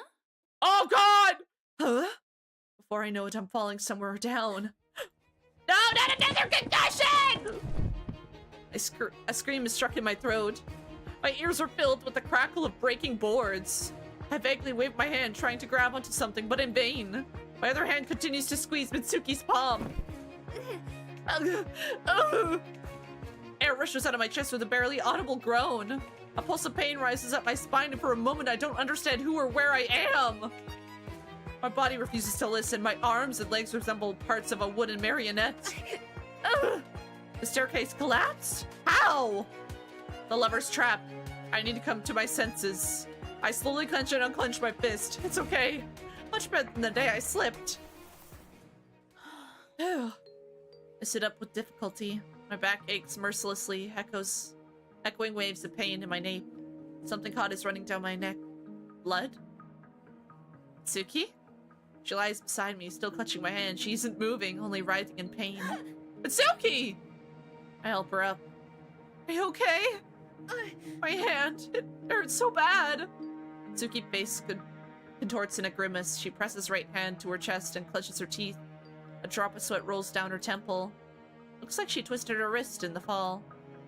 I check my nape. My hand feels something warm and sticky. Obtained 2 concussions and earned the 3rd one free. Yo! Hell yeah, bro! At least I get a free concussion. Shake it off in disgust. Black drops fall to the floor. Black? The floor? Wait, what? Mitsuki and I are sitting on the floor in front of the stairs as if nothing happened. We fell somewhere. We fell right into broken planks. I run my hands around me. Nothing. The usual floor. He's playing with us. Are we in some sort of other reality? Or are we simply victims of a plausible illusion? Pain is no different from the real thing, but I can't explain a return to the first floor as if anything other than a trick of the mind. In any case, we have no other choice but to continue the trial. What does he want this time? Keep going. But remember, only you step on the staircase. Once you step on the staircase, you will dearly regret it. Stare at the stairs in horror. Mitsuki snorts sarcastically. Are we brave enough to repeat the fall? Stare at Mitsuki's mangled hand. We got lucky last time. With a less fortunate fall, we risk breaking our necks. What? What the hell? I tuck my phone into my pocket and turn to Mitsuki. Ready? Mitsuki covers her eyes for a few seconds. I can see that she's in a lot of pain and scared. She was hurt more than me, after all. Are they in the ghost world, mayhap? Who knows? Who knows? They have summoned Jeff from accounting. Oh no! Not Jeff from accounting! Ready. I glare at the stairs, sweat beads on my forehead. One step and we're flying down again. We can break our legs, arms, necks, fall head first on a sharp nail. Or has the lever prepared something new for round 2? One step. Forward. Don't think about anything. I exchange looks at Mitsuki and step onto the stairs. Mitsuki follows immediately. This time we don't hold hands. Nothing. We aren't falling. The steps remain a regular step. The lever tricked us. Now only now I notice that my heart is pounding in my chest like crazy. Its beating is overriding the pain in my nape and back. That's all? I don't know. However, we have no choice but to move forward. Oh god. Nothing. He's mocking us. It's so scary that I feel nauseous. My chest feels like it's covered in ice, and yet we step down again. Nothing. The torment begins anew. We expect a trap on every turn. Every time we take another step, we prepare to fall down. But nothing has happened. My bangs are sticking together with sweat. I wipe my forehead with my sleeve. My throat is dry. We walk and walk, and at last, we walk down the last step. Oh. Mitsuki nearly falls to the floor. I can hardly stand on my own 2 feet myself. Descending the regular stairs proved scarier than the proverbial fall. Feels like going down, and it took us hours. If the lever wanted to wear us out, he's done a fine job. Oh god.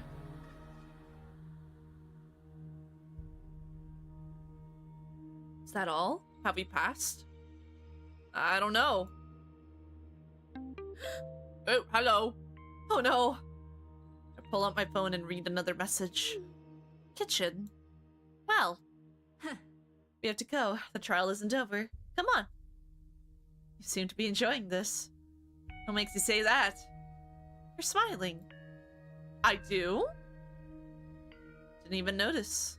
I'm still nauseous from the anxiety. My nape is aching like hell, but am I really enjoying this? I'm not sure. I'm too anxious to accurately characterize my condition. There is no one in the kitchen. I shake my head, not sure what to do next. And then, black flashes glimmer before my eyes. It's like a flock of agitated bats has rushed me.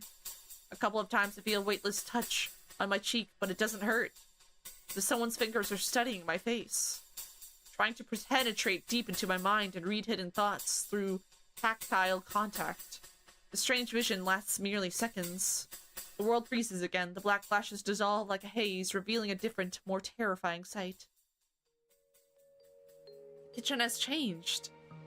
No, it's like the world around us has changed, like Mitsuki and I are stuck in some horrible, unreal nightmare.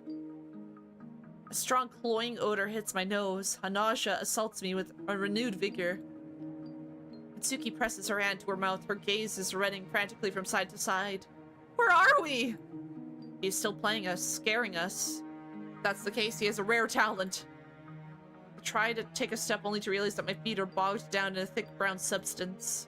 It covers the floor in an even layer which is up to my knees. Disgusting. Not knowing what to make of it, I make my way to the kitchen table and run my hand across it. The tabletop is smeared with something viscous and sticky. What do we do now? Give a piece of yourself in the name of love. What? Mitsuki and I exchange looks, and then something falls next to us with a nasty splash. My nerves are stretched to the limit.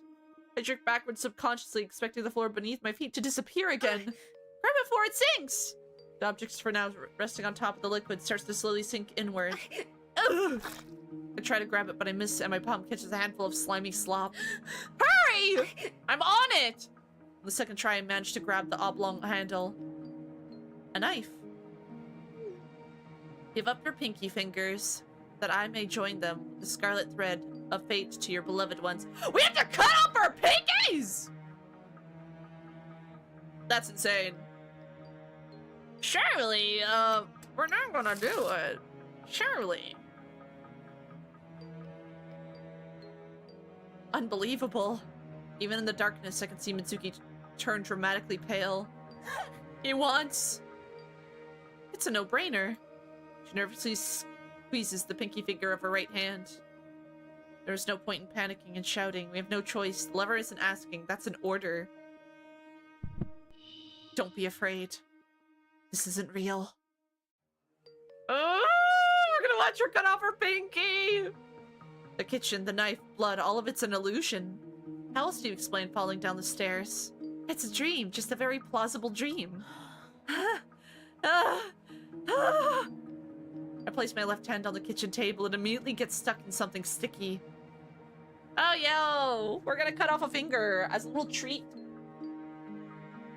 My right hand with the knife, trembling in anxiety, hovers over its pinky finger. Sweat rolls down my forehead in large hailstones. Yumi. For a moment, I think Mitsuki's about to start talking me out of it, but she stammers and falls silent. What can she say? Which argument to use? Exactly. None. It's not that hard, is it? Cowardly thoughts flicker at the edge of my consciousness. I want to drop in and run away because that's what's happening is pure madness. But I look around and realize that there is nowhere to run. I'm not in my world anymore. Where can I go? And where will it lead to? I shudder with fear. What if we are stuck in this bloody nightmare forever? What does it take to wake up in my room, erase the image of the lover, and forget everything? I sharply shake my head. I'll cut these cowardly thoughts out of me. Cut them off with my pinky finger for Senpai's love! Oh god. I grip my teeth with force. Cold steel touches my finger. Come on! Ah! I drop the kitchen knife and jerk my hand away in a burst of unbearable pain. For a moment, it seems as if my hand and the finger lying on the table are connected by a thin scarlet thread. We did it! No longer holding back tears, I press my hand to my chest. It hurts like hell. That is messed up. Mitsuki is looking at me with a direct, impenetrable gaze. She resembles a marble statue, forever and frozen in one pose. I rush to the sink, grab the first towel I can find and wrap it around my hand. Only a few seconds later, I realize that it's completely soaked in blood. Not mine. It takes a while for the noise in my head to subside. The pain dulls. Mitsuki speaks for the first time. Now it's my turn. She picks up the knife without question, places her dislocated hand on the surface of the table. Mitsuki. I can't bring myself to watch Mitsuki cut off her pinky finger, so I close my eyes. Watching another one's suffering turns out to be harder than cutting off my own finger. So weird. There's a nasty sound. And then, a melody. I open my eyes. Mitsuki's clutching the wrist of her left hand. Her white face is filled with pain and disgust. I pull out my phone. Give up your hearts in the name of love. Ah! We had to take your hearts out? What?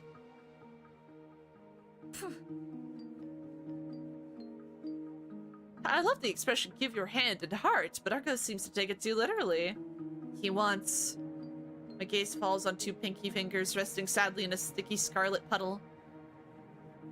I gulp, trying to deal with nausea. It's not enough for him. Damn lover, not satisfied with pinky fingers. Oh god. I'm gonna look like Ryla from the Dragon Prince with only 4 fingers. Oh no. I've already made up my mind. I've cut out all my doubts and fears. Still, my hands are shaking. My legs can barely keep upright. My heart is dizzy from the pungent odors. Senpai! Somewhere on the edge of my consciousness, I realize that none of this is real. I won't die, even if I stab myself in the heart. Fuyumi? Mitsuki watches in disbelief as I reach for the knife.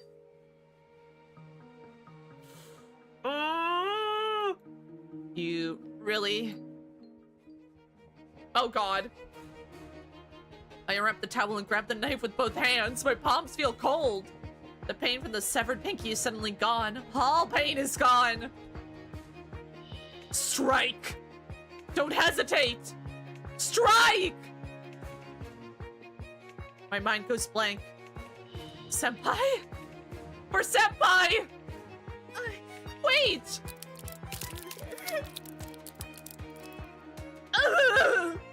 Oh no, Fuyumi! It hurts! It hurts so bad! I've done everything right, yes! I stabbed myself in the chest, but did I hit the heart? I'm not sure. It hurts so much, lover. You have to accept it! You have to! If not, then... Black fog floats before my eyes. I no longer hear Mitsuki's voice. Pain has gripped my body and my thoughts. Oh, Lord. I must have died. The lucky color for today. Dead! The lucky object. Death! The lucky number. 4. Oh, God. Hi, dude. How are you doing? Welcome on in. We're dead! Fuyumi! Fuyumi! Someone is shaking me violently by the shoulder. I struggle to lift my eyelids. It feels like it's fracturing into shards, and each and every one of them is screaming in pain. Huh? What? Mitsuki's worried face appears before my eyes. What happened to me? Lying on my bed, sun rays gently stream through the window, filling the room with the light of life. Morning? How did I end up here? I nervously press the fabric of my sweater against my chest, but it doesn't hurt. I didn't know dead was a color. Yeah, dead's my favorite color.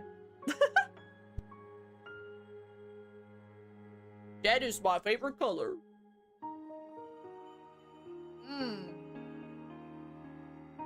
I reflexively grab my pinky finger. It's still attached to me. Was the lover's trial a dream? I sit up abruptly on the bed and look at Mitsuki. She's sitting there as if nothing had happened, not a trace of yesterday's agony on her face. Her right hand rests on her knee. Mitsuki follows my gaze and twitches her hand. The pain is gone. My hand is fine. It's not dislocated anymore. How?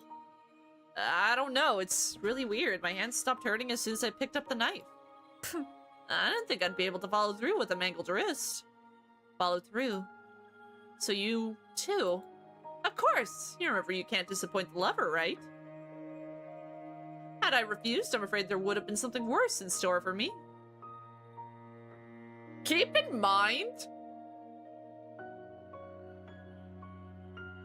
Keep in mind, that is the first trial. Out of 3. What is gonna happen? With the rest of the trials? That is concerning. We didn't dream all of that up, right? Same dream? Both of us? Whatever it was quite real. She gestures her head toward the window. Silhouette drawn with pink lipstick had changed. Part of the dead lover's head had been erased. Next to it, the word go was written backwards. So it wasn't a dream. Is it black or red? I mean blank. I don't know. Probably black. The best crayon. So it wasn't a dream. No. I hope the second night will be easier. Bro, it's not! I laughed, expecting Mitsuki to sport the joke. She remained silent, her eyes fixed on me. Direct and attentive, her golden eyes seemed to look straight into my soul. It's a little awkward. What's wrong? Oh no, they're gonna make us play League of Legends! I'd rather take off my pinky finger again. No, nothing. I hope so too. I don't feel like sleeping at all. I originally thought the Lover's Challenge would last all night, but I was wrong. It didn't take us more than an hour to get from my room to the kitchen, so Mitsuki and I slept like corpses throughout the night.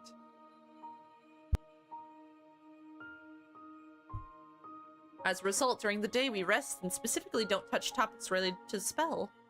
However, my thoughts keep returning to the ritual. What else will the lover want from us? We've passed the test of courage, we've overcome fear and gone through pain. Is that not enough? How else do you prove that your love is genuine? Apparently it's not enough. True love requires something more. Oh god, I'm concerned. The night comes too quickly, as if it had been chasing after us to keep us from catching our breath. I walk over to the mirror and put on the lipstick again. Our reflection looks strange to me as I see the treacherous smile reaching across my face. A smile too joyous to belong to a gloomy little girl like me. It suddenly dawns on me, I'm no longer afraid. Fear has turned into excitement. I want to see the lover, start the ritual, and find out what he has in store for me as soon as possible. More! I want more. I want to pass as many trials as possible, like in a game. Only this time I'm not participating in childish nonsense, but something real. Something serious and adult. Hurry! Oh god, I'm so worried. We're sitting on the bed again. The glowing green numbers on the clock show an inexorable passage of time. The black silhouette reappears in the window. He is here. Yeah. Just like last time, the lover stands without moving and silently surveys the room. Give up your future in the name of love. Our future? What does he mean by it? Our lives? Isn't that pointless? How can we have our happy ever after without our other halves if we die?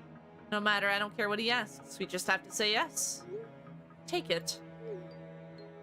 A life without a future is disgusting, even when it's brightened by love. Take it. For a moment, it seems that shoulders of the black figure in the window shake with laughter. And then I no longer understand where I am. Suki, the room, the dead lover. All gone. Nothing but darkness before my eyes. I feel no pain. I feel nothing at all. It's like I'm floating somewhere in infinite space. Where am I? Is this life without a future? If that's the case, I'm not scared at all. What are you trying to accomplish, dead lover? Do you me? Is someone calling me? Do you me? Senpai's voice. My whole being is drawn in toward the sound. The darkness begins to part. There he is! The light. And from beyond it comes my beloved's voice. But why does it sound so sad? Is something wrong? I hope Senpai is okay. I really hope trial 3 is a therapy session. I hope it's something simple. Open my eyes in horror. The first thing I see is a familiar ceiling of a hospital room. What? I'm back in the hospital. My brain refuses to think. Senpai's worried face comes into view. Yumi! Yumi! My tongue refuses to obey me. What the hell? Yumi, can you hear me? Yeah. Oh, I'm so glad. It's the first time I've ever heard Senpai sound so anxious. His eyes brim with love. Love for me? My heart does a little somersaults in my chest. Give up your future in the name of love. If I'd received the love of Senpai, what would I give in exchange? What did the lover mean when he said the future? I'm so happy for you, Yumi. I thought you wouldn't make it. I was afraid I'd lose you. Wouldn't make it from what? What happened to me? That damn car accident. It's so good that you're awake. A car accident? What the hell is he talking about? I want to sit up and comfort my frightened senpai, but something's wrong. Something weird is going on. Something incomprehensible. My arms and legs refuse to listen to me. What the fuck? Yumi. Yumi. Senpai whispers, holding back tears. Oh. Practically a scene out of a movie. Isn't it romantic? Matt holds his beloved's hand dearly as she lies on a hospital bed and smiles with the last of her strength. Why isn't Senpai doing that? Oh!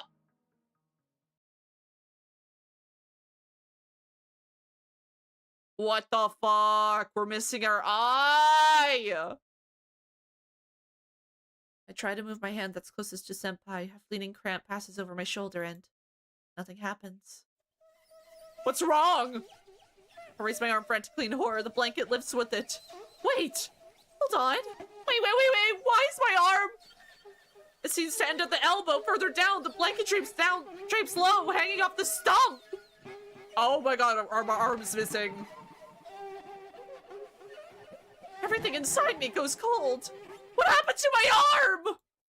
Quickly turn to my head to the left and try to raise my other arm again. I feel nothing below the elbow. What happened to me? Hush, Yumi. Everything is alright.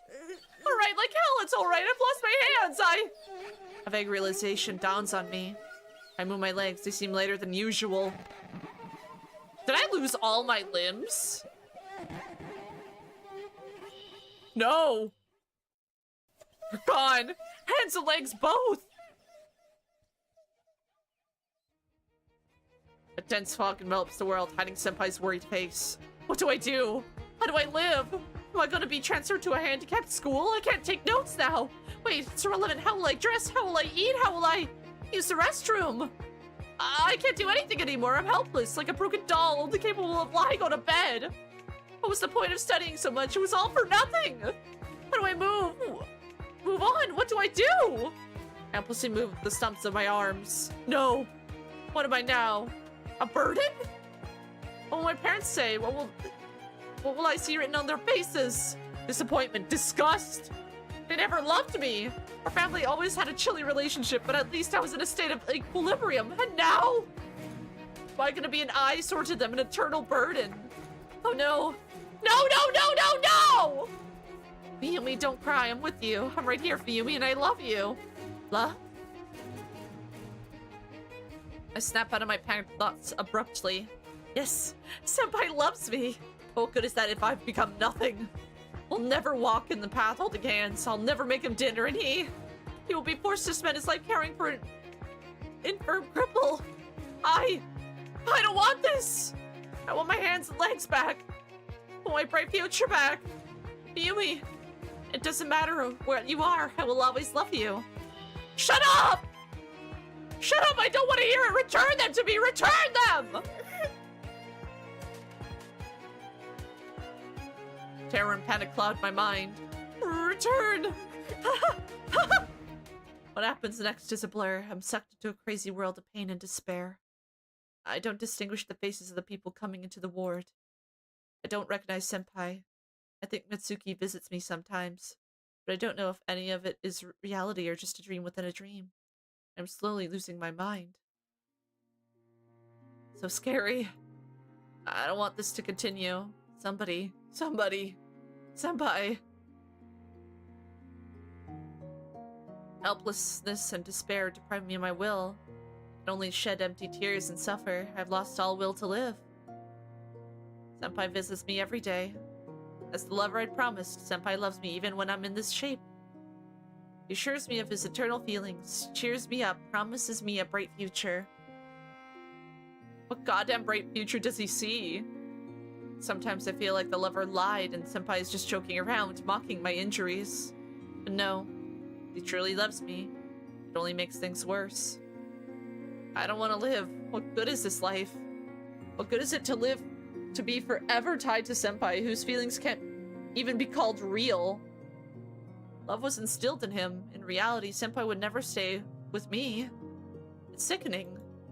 I want an end at all.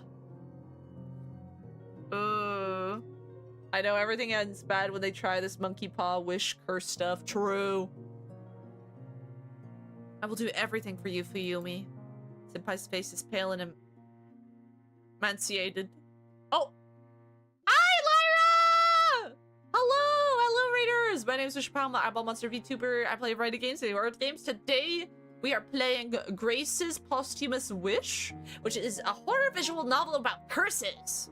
Right now, we're performing a love curse.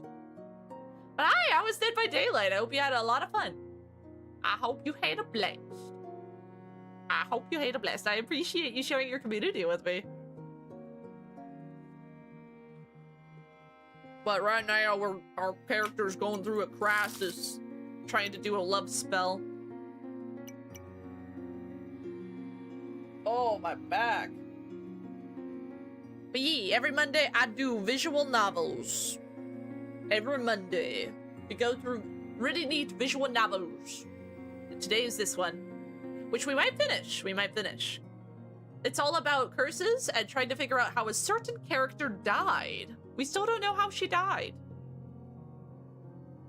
Senpai's face is... Oh, wait, I read that. Is pale and emaciated. Is he eating normally? I can't look at him without my heart aching. What did he say? He'll do everything? Then maybe kill me while I prolong our mutual suffering. If I'm gone, Senpai will be free of the spell. Then... kill me. Oh god, this got real dark. What are you talking about? You don't get it, do you? Senpai only blinks in surprise. He looks adoringly at my face as if he doesn't notice anything else. He won't kill me. He loves me too much and naively believes that everything will be right. All right. Silly Senpai. Maybe everything really will be all right? For the first time in the long days of despair, a faint hope awakens in me. Pull yourself together. You love Senpai and he loves you. He loves you despite what you've become. Isn't that more important than anything else? That's right. That's exactly what the lover wanted. He wanted me to panic and give up. The lover. That's right, I'm on my second trial. I'm being tested and I panicked and ended up spending an unknown amount of time in a bloody dream. I have to get out. I can't let the negative thoughts in. Get it together. Pull yourself together. I forced my train of thought to catch the right set of rails. Now Senpai will never leave me. He'll never look at someone else. He'll take care of me and love me every day. Is this not enough? Not at all. I wouldn't dream of more. People live somehow without arms and legs. I'll survive. I have Senpai's support and the rest doesn't matter. Get it, dead lover? You won't scare me. As long as I've got Senpai, you might as well take me apart. Oh god.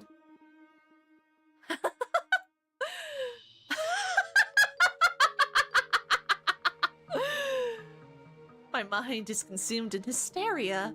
The one thing that keeps me from falling into an abyss of madness is the image of Senpai. As long as I hold on to him, no creepy nightmares are scary. Maybe I've lost my mind, but I'm not giving up. And I never will. Oh god. Oh no, she's losing her marbles. Lucky color for today. Did you really agree to this? A lucky object. Is love so important to you? The lucky number. Are you out of your mind? Oh god. What the hell's the third test gonna be? That's terrifying. I wake up in my bed in the morning. Tears stream from my eyes. My lips curve into some sort of crooked grin. Mitsuki's lying next to me, face buried in a pillow. She's shuddering with sobs. Mitsuki? Ari's up on my elbow and it hits me like a lightning. Hands! I sit up abruptly and examine my hands. They're in place. I'm over the moon that they're there! As if testing that they're real, I rub Mitsuki's shoulder. You okay? Did you see this too? Great travail. Mitsuki's tears her tearful face away from the pillow and looks at me in a way that twists everything inside of me. Her gaze is fraught with grief, anger, madness, and something else I can't quite place. I drown in her golden eyes, feeling myself being swept away by waves of phenomenally powerful emotions. Did you see at the hospital? Hospital? Mitsuki blinks, her lips curve frighteningly for a moment, but then the next instant she sighs heavily and sits up. No, I didn't see a hospital. No? Then what? I don't want to talk about it. I can generally understand her. Recounting the details of such a horrible nightmare seems inappropriate and vulgar. However, the horrors I had experienced are quite quickly fading. As if my mind is purposely tucking all of the unpleasant memories away on the far shelves of my soul. The lover was testing you, right? He was showing you what would happen if your future was taken away from you. Tsuki nods very slowly, as if her body has become as stiff as wood, requiring great effort to move it. He was. Passed the trial, right? A silly question to ask since Mitsuki is in one piece. Had she failed, the liver would have done something terrible to her. Mitsuki nods again. It's awesome! Only one trial remains, just a bit more, Mitsuki! But Mitsuki stays silent, her gaze becoming stern. What's wrong? I don't want to do this anymore. Huh? What's she talking about? Not wanting to do this? Is she abandoning me? What I saw this night, I can't take it anymore, Fuyumi. The fall from the staircase and that knife were, of course, not quite pleasant, but what I went through last time... No, I give up. I can't. You can't? If you want, I'll stay the night with you here, in your house, so you don't want to be alone, but I'll be downstairs in the lounge. Maybe the lover will be disappointed in me, but I'm not willing to play his games anymore. Mitsuki had decided to give up. She's afraid that she wouldn't make it through the third trial, so she's simply stopping halfway. This way, she'll never get her beloved, but neither will the lover punish her for failing the trial. You know, I've decided to pursue love on my own terms, without depending on some otherworldly forces. And if it doesn't work well, that's life. You should respect the feelings and choices of the person who rejected you, otherwise, a disaster might happen. You know, you're right, Mitsuki, you're right, but I don't think Fuyumi's gonna listen. Yeah, I guess I wouldn't count as failing the trial because she technically completed the 2 trials. She's just not finishing the 3rd, which, if she doesn't even start it, she can't really fail it. Mitsuki doesn't say anything else. She's quiet and grave and serious for the whole day. I'm fuming. How could she back off when the goal is so close, especially after what we've been through? Mitsuki got cold feet, but I feel hardened. The world seems surprisingly simple. Come quickly, dead lover. I can't wait to defeat you again. The night comes. Mitsuki goes down the ground floor to sleep on the couch like she said she would. Oh! We have the hand on her shoulder this time. And the lipstick's showing up as red now. Finale, oh. The voice acting is peak. Thank you. Thank you. I'm just reading. I'm not really voice acting. I walk over to the mirror and perform the now familiar ritual. The lipstick has taken on another hue. Just as well, the lighting in the room seems somehow strange. Otherworldly. Are these my eyes? My face? The features reflected in the mirror are outrageously symmetrical. Wow, I'm outrageously symmetrical. A smile of anticipatory joy plays on the lips. A black wrinkled palm rests on the shoulder in a reassuring gesture. Beautiful. Like a macabre art piece. This is how a dead lover sees himself when he looks in the mirror. How I envy him. Oh god. Yo! Hi, Sora! How are you doing? Welcome on in! Long time no see. We're playing a visual novel about curses. We're performing a love spell right now. I step away from the mirror and sit on the bed. Waiting for the trial to begin is exciting in its own way. All alone? No. He's standing next to me. Separated only by the window pane. I don't just see him, I feel his presence. He isn't looking around the room anymore. Now he looks directly at me. What are you waiting for? Hurry and begin the trial. I'm prepared to accept any and all pain and suffering. That's not so difficult to accept, is it?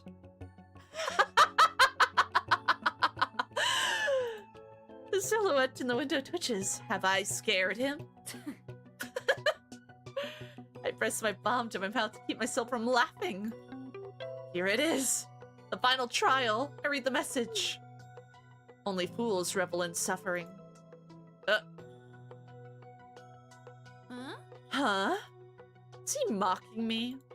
I abruptly look at the window, but don't see the lover's figure. Uh-oh. Do we technically fail? The room changes into a different place. Another illusion. Gossamer. Huh. Lover, you're repeating yourself. Translucent clouds hover around me. I reach out trying to grasp the floating mist, but I can't feel anything. I'm alive, I swear. No, it's nice to see you. It's nice to see you. I hope you've been well. Where am I? The lover doesn't even say what I have to do. I reach into my pocket, but I can't find anything. My phone is gone. How am I supposed to get directions now? In any case, there's no point in standing still. I step forward and... What the fuck? The world shakes. No, it's not the world that shakes, it's me. I'm shaken with sudden feelings. My breath is stolen away and it takes me several seconds to begin breathing again. My heart feels like it's been put in a vice. It's torn with unexplainable emotions. What are they? Pain? Guilt? No, enough! Whose voice is this? I feel so lousy that I completely forgot where I am and what I'm doing. I want to lie down, curl up, and forget myself in a swamp of uncontrollable longing. This feeling is very similar to what I'd experienced in the second trial. Endless despair. Sora! Huh? What? Wait, Sora? What do you mean, Sora? That's creepy! I just said something to Sora and it was... What the fuck? The hell? With an inhuman force of will, I suppress the waves of incomprehensible feelings. I take another step, my foot lands with a squelching sound. A chill runs down my calves. And again, I don't want this anymore. The voice sounds in my head. It echoes through my soul with a feeling of sadness so overwhelming it makes me want to howl. I, or maybe not I, suddenly realize that all my actions are meaningless. My thoughts stop obeying me. Another step. My leg is submerged in knee-deep water. Enough! Enough! This distorted world is driving me crazy. I can't understand where my emotions end and someone else's begin. Whose are they? Or are they being revealed to me? Step.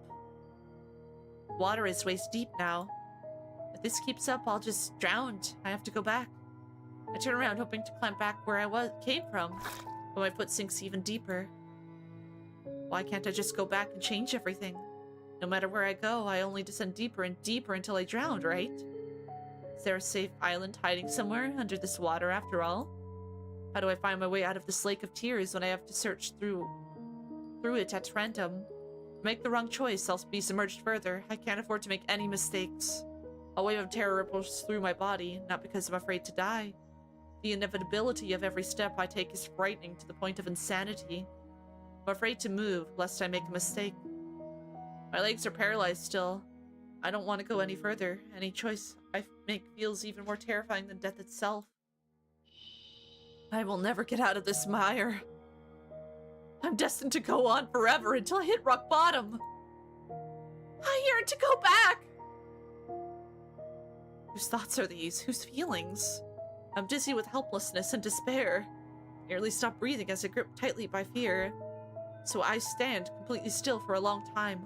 A very, very long time. Thank you for the stretch riser. I need it. My shoulder hurts. Oh god, it hurts. Ah! Oh, my shoulder!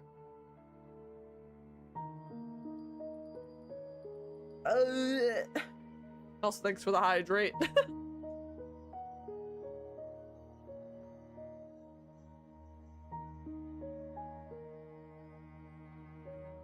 I nearly stop breathing as I'm gripped tightly by fear, so I stand completely still for a long time. A very, very long time. I have to keep moving. My body begins to move on its own. One more step and that's it. I will be completely underwater. Forward, forward, to the bottom.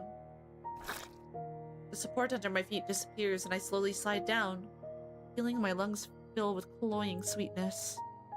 Is this how I die? Is this how it ends? No! Absolutely not! I must live. I must hear Senpai's confession.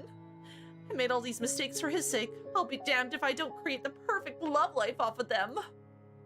Oh god. She is going cray-cray. Oh. Ugh. I collapse to the floor. A soft carpet cushions the impact. I cough. The only sound coming from my throat are wheezes, as if my lungs had been filled with water just a second ago. Is the trial over? Am I alive? And where am I this time? The quiet, peaceful ambience of my home's living room seems foreign and wrong to me. As if a child has painted the objects in different colors. I sit on the rug across from the couch where Mitsuki sleeps peacefully, wrapped in the plaid of a fuzzy gray shade. Oh god, is it gonna get me to kill her? I frantically fumble in my pocket for my cell phone. So you're back, huh? You throw your pain around like it's nothing. What of other people? Will you hurt another person? Oh god! I involuntarily look at Mitsuki. Is this what the lover means? I have to hurt Mitsuki. My chest feels chilly. What should I do? Condemn her to eternal torment. I don't get it. You've just seen her nightmare. Her second trial. Oh! Those feelings are Mitsuki's fears. Condemn her to an eternity of doubts and misery. Agree to this, and your dream will become reality. Damn. How despicable. I can only be with Senpai if I do Mitsuki to the nightmare from her second trial. How can such a choice be forced onto someone? Choose. I can't decide. Mitsuki didn't want to talk about her trial. The entire last day of her face was stony as if she was barely holding back tears. I recall her sobbing into a pillow this morning. A distorted world filled with despair and fear where every step means only more agony. And I'm being asked to condemn Mitsuki to that. What should I do? I was ready to do anything for love. Complete any challenge, endure any pain, find the strength to continue no matter how difficult it could be. What does Mitsuki have to do with my dream? How is she related to my problems? Involving an outsider is just dishonorable, but she isn't an outsider. She literally did the trials alongside me. I have no right to meddle in her life. Right? Could Mitsuki have foreseen what the third trial would be like? Was that why she refused to continue? No, I just can't! Are you sure? The lover seems to mock me, as if punishing me for my arrogance. How does the legend go again? The dead lover severely punishes those who aren't willing to fight for love. So he's testing my resolve. How sly of him. Oh, Aki! I would do anything for love, but not that. Oh god. This is wrong. Mitsuki is not to blame. I feel like have doubts will equal a bad ending. And go all the way for love will lead to the true ending. We can always go back. Because I just save. I've decided to see it through to the end, right? No matter what. It's not a guarantee that the lover is telling the truth. What's more, he's probably lying. He can't ruin Mitsuki's life just since she had stopped participating in the trials. She's safe. Meanwhile, I have to go forward for myself, for Senpai! No way I'm backing down. I will hurt another person. Sent. This is it? I've really sacrificed everything I could. Mitsuki suddenly opens her eyes. She sits up abruptly on the couch, then jumps to her feet and grabs her head with her hands, her eyes round. How could you? I take a step back, bumping into the coffee table. But Yumi, no you! How could you? What are you talking about? I saw him in my dream. The lover came to me and told me everything. You betrayed me? He was lying, right? Oh. Which is a bad ending, too. I don't think this game has a happy ending. No, I'm saying bad ending and true ending. Well, I mean, there's 4 endings, but there's bad ends. A dream? I'm dreaming right now, yes, sir. Not anymore. When did the trial end and reality begin? You condemned me to this? I don't know what to say. I feel hot and cold. I just want to die. I didn't think that. You didn't think? Didn't think? Are you shitting me? No, Mitsuki lunges at me and digs her fingers into my neck. I wheeze, trying to fight back, but the force which the white fingers squeeze my throat is truly inhuman. Well, Yumi, are you happy now? Are you really willing to do anything for Senpai's love? Does he mean so much to you? You don't even know him, Yumi. You two know nothing about each other. What does he like? What meals he detests? His favorite band? When his birthday? Does he have siblings? Does he like animals? Can he ride a bike? What does he eat for breakfast? What's his name? Oh yeah, shit, we don't even know his name, man. You know nothing about him. She's right, but I still love him. If needed, I'll accept all of him. His favorite dishes, musical tastes, and whatnots. I don't care. And I don't care about you, Mitsuki, either. I haven't known you any longer than I've known Senpai. So why should I care about you? You're an outsider. Nothing but a temporary episode in my life. Tomorrow you will go home and I will block your number and put your very existence out of my mind. And live happily ever after with Senpai. Mitsuki rounds her eyes, dumbfounded. Her grip loosens for a moment. I breathe in sweet air. But instead of convincing Mitsuki of anything or trying to get free, I only laugh.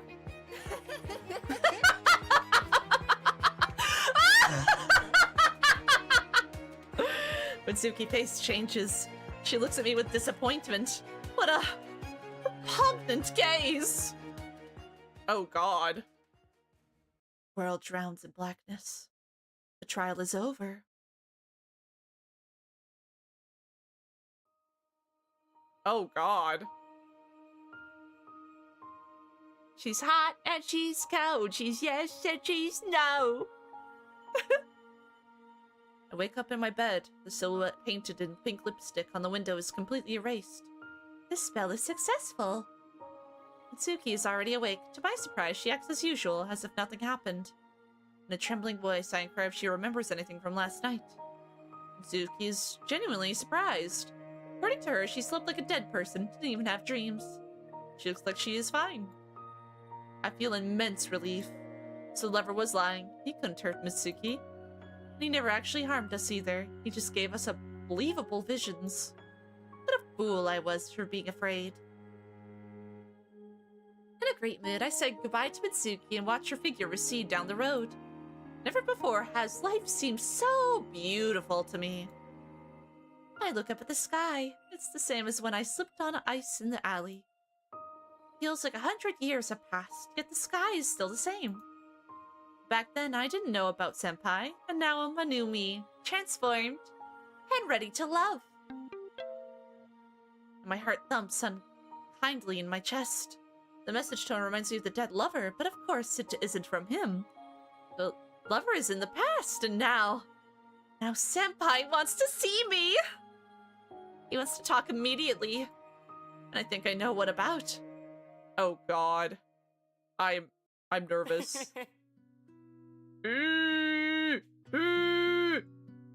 Fuyumi! Senpai hugs me so tightly it takes my breath away. He's saying something, but I don't listen. I just revel in his presence and warmth. Did I feel any happier? From now on, we are forever bound together. Forever. See, lover, I made it. My love is stronger than anyone else's. Even Mitsuki gave up. I didn't. Ain't I good? Come on, praise me, lover. Praise me! Because I'm the only one who made it so that Senpai can't live without me. You know, Fuyumi. Hmm? Yes? I have a confession to make.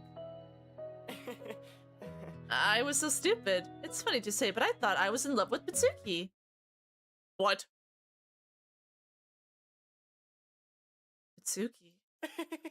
But it doesn't matter, it's in the past. Today I realized that I love you and only you. How could I be so wrong? Oh no, she's gonna go crazy and get him, like, sick him on Mitsuki. So he had a crush on Mitsuki originally, before the spell. He liked Mitsuki. Oh god.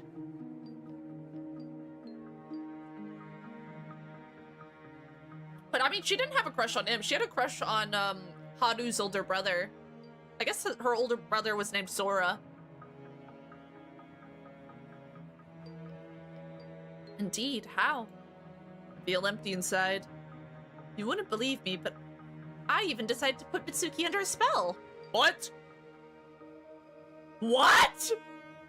Put under a spell? What are you talking about? Senpai laughs embarrassingly. Do you know the story of the dead lover? It's quite popular in the internet nowadays. So I've decided to try it. I drew a silhouette with a black marker and stared at it all at night. It was scary. Senpai, it can't be. Last night was the third night I bewitched Mitsuki. Why? I love you. That's ridiculous. Yeah, ridiculous. But now she loves me, right? What was it like in the spell? Now she can't live without me. Indeed. So says the article on Shamrock. When you put under the spell begins to love you and only you blindly and insensibly. Of course no one would put someone under a spell just to dump them afterwards.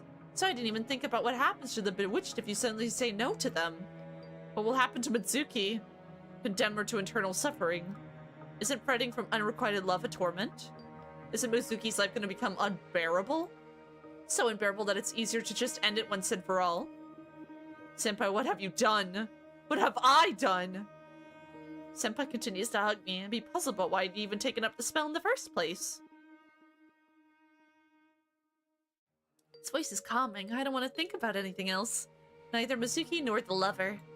I've already betrayed Mitsuki once before, didn't I?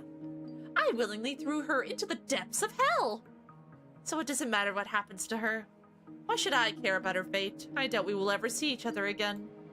All doubts were cast back at the third trial, where I found my only happiness. Oh god. My precious love. Oh. So, yeah, Mitsuki had like 3 different curses put on her. Damn. That's crazy. Everyone is doing the lover curse, truly. So I guess that was the true end for that route. Dang, I know, right? My throat constricts with a spasm. What's wrong? What happened? Fuyumi, she betrayed. Tomo claps her hands together forcefully. Everything's fine. Yes, Fuyumi, she... Fuyumi who? You... I'll tell you in a minute. So when I managed to calm down, I realized that I've been clutching something in my hand the whole time. Oh, it's the grace. Once again, one of the graces. And I once again haven't noticed pulling her out.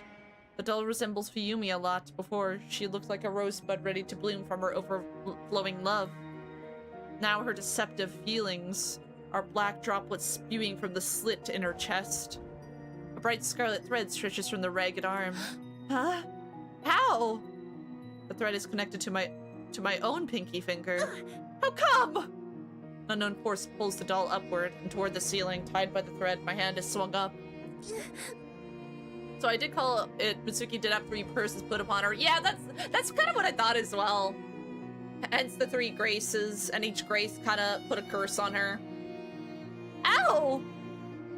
The doll rises higher and higher, the fabric of the dress completely blackened. I rise on my tippy toes, but the thread forces my hand to follow higher and higher. It hurts! Hold on! Tomo grabs me by the wrist and pulls me down. The doll doesn't even flinch.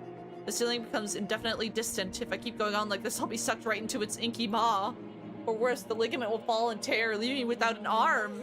No! Ugh. The doll shudders as if from silent laughter. A knife falls from the floor from beneath the blood-soaked hem. Ugh. The second knife follows suit. The steel sweeps close to my face, scratching my cheek. Tomo yelps quietly. Stop! Hold on! Tomo grabs one of the fallen knives and tries to cut the scarlet thread. But as soon as the steel touches it, a desperate cry pierces the room while her scarlet drops flow down the thread. They crawl up my sleeve and soak the fabric more and more. And sting my skin unbearably. Stop! Come on! Stop, it hurts! Ugh. The thread breaks.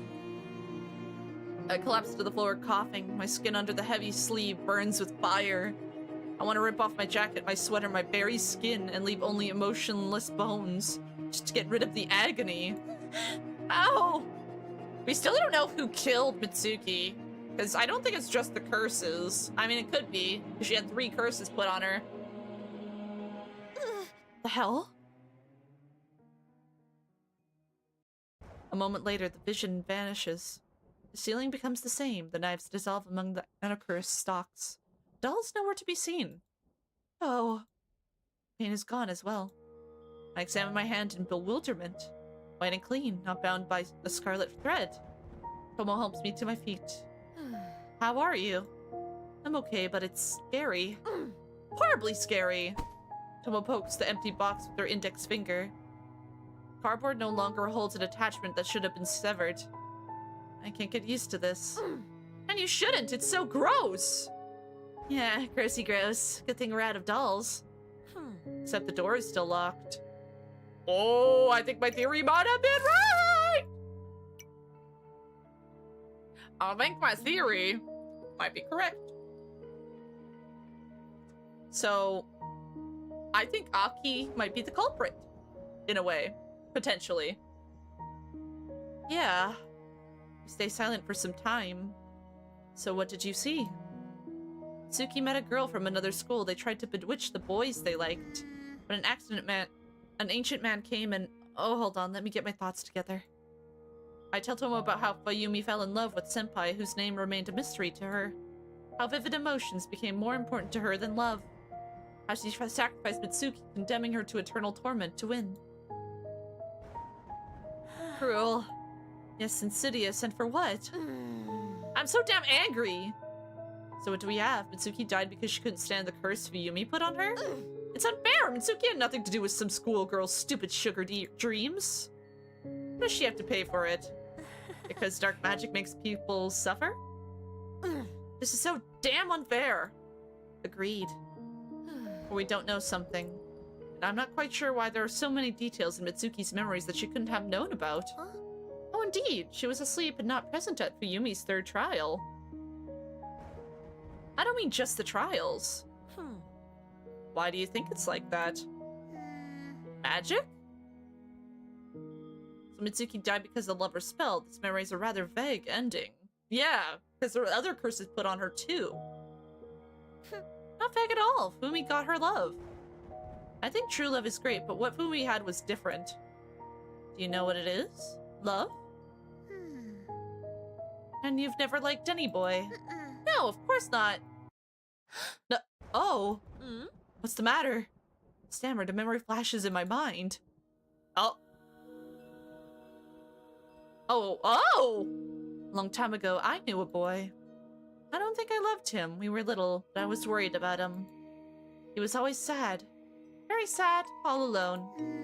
What was his name again? Something like... What happened to him? He was so sad so often that I wanted to help him somehow. Somehow, right. Totomo Bear's plushie would have cheered him up. But making a gift didn't work out.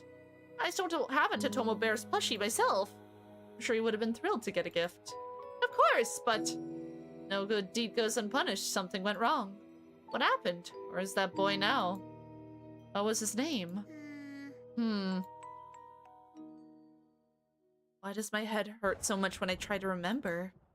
No, stop. The ritual Mitsuki are more important right now. Uh-oh. Inhale. Exhale. Exhale. Look, I'll show you a trick. Huh? What trick? Mitsuki's senpai was a master, but I'm no worse. Oh my god! Is she gonna juggle? She waves her Harori sleeve. And now... Stretching out the words, Tomo puts her other hand behind her back and pulls out... Oh! Totomo Bear! I collapse on the bed in joy and surprise. It's a gift. Oh, he's so soft! I squeezed the toy with such force that a bear must have mentally put me on the blacklist. Put me on the blackest list. Ow! A magician doesn't reveal her secrets. Hey! I took a risk. We're in an unreal world, right? But we're wearing clothes, and you got your hat back. So thoughts are material here. I wanted Totomo Bear to appear, and here he is. It's awesome! Feeling better? Yeah, thank you. Tomo smiles with relief. She is so worried about me. She even managed to create a plush toy out of thin air. Tomo is so wonderful. What if Aki's truly alone and Tomo is a figment of her imagination? Aki, what's wrong? Hold on, I'm concentrating. Why? It doesn't work. What's the matter? I wanted to gift you a chessboard, but it seems I'm doing something wrong. Sorry, next time I'll definitely manage. Aw, Aki, you're so cute! Tomo suddenly wraps her arms around me, pulling me into a hug. Oh, why? You're so damn cute. I didn't manage. No matter. Okay, since Tomo is satisfied, then the attempt counts? But I'm still a little bummed that the plan to create the item didn't work out. Oh, the ghost of a friend. Who knows?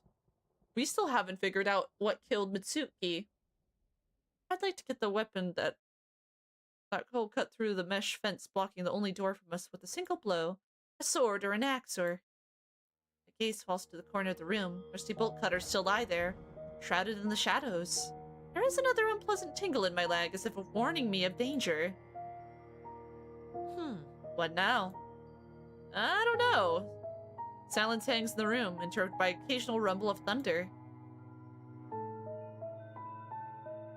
Nothing's happening. Mitsuki, what should I do? I've watched the memories, but I'm no closer to figuring it out. Mitsuki? Are you there? Why aren't you coming? What exactly had happened to you? Uh-oh.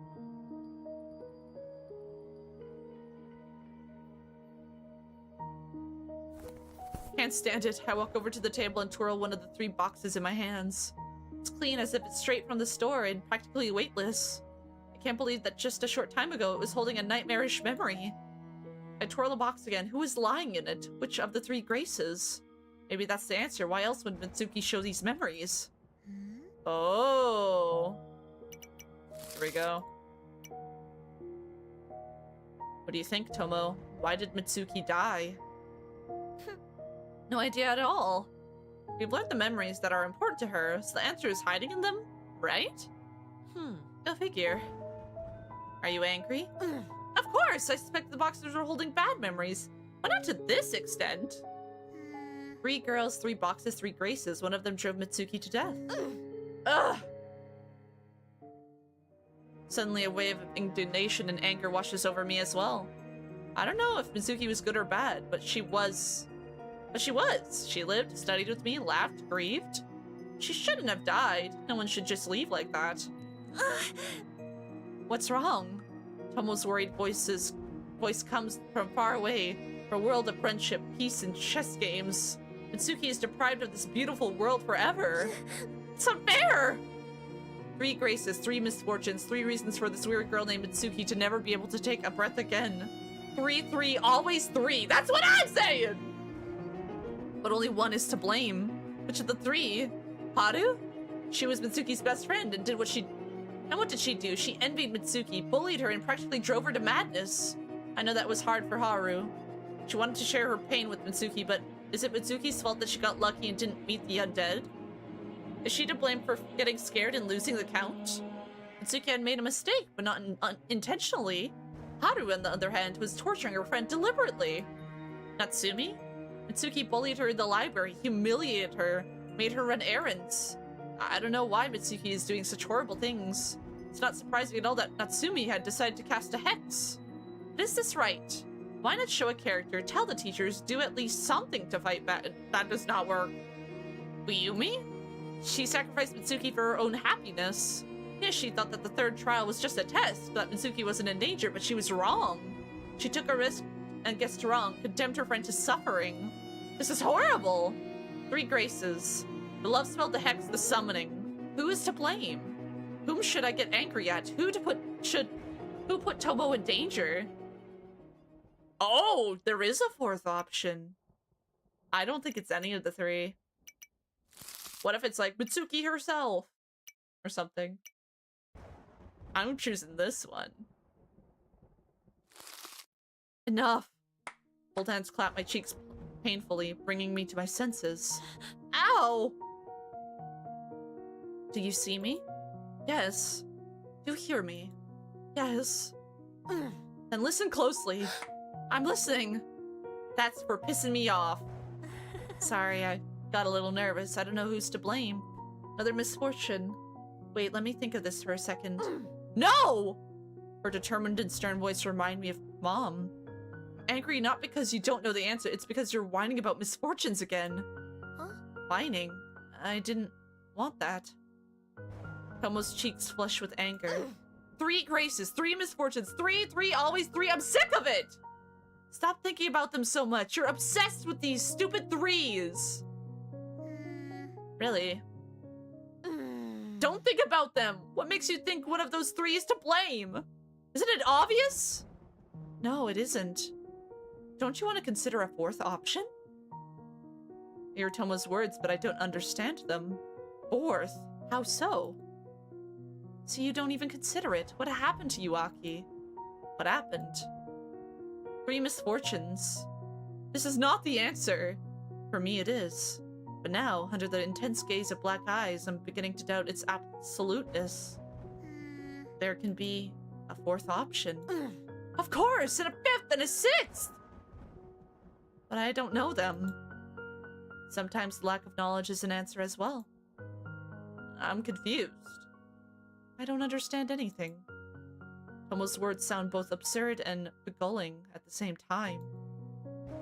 4th. Tomo is offering me to deny everything I've lived by before. To deny my very essence.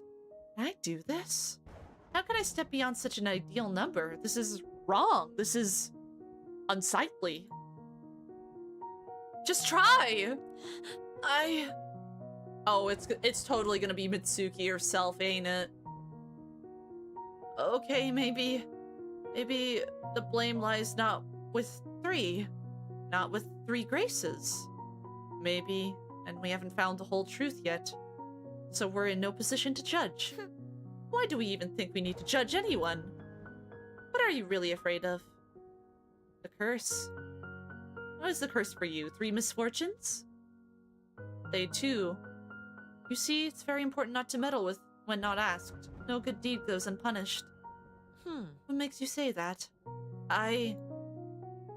Oh god, it totally is Alki, ain't it? Indeed what? Why couldn't I make a wish at the clearing?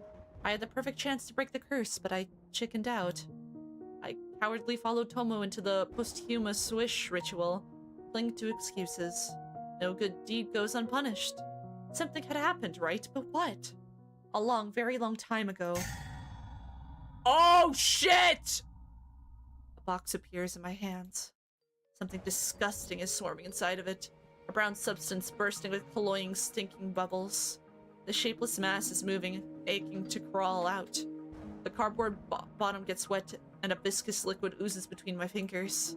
I yell. I want to throw the ugly box away, but my body stops listening. It's impossible to take my eyes off the gruesome contents, as if forcing me to inspect every lumpy particle. The fourth box with a bad memory. This time with my own. Oh, we are the fourth option, ain't we? Hockey. It's a chance, Tomo. I must remember. Wait a bit. I look away and flinch, seeing a toy sitting on the bed. Tomo's bear plushie is looking at me with sad eyes. A bear plushie. Yes, there was something connected to him, something disturbing. I feel drowsy, but I chase it away with an effort of will and grasp at the elusive memory. That's something I'd rather not remember. I can't miss this chance, so I dip my fingers into the disgusting warm mess. It envelops my skin in an instant, as if not going to let go. I feel someone's fat pulse speeding.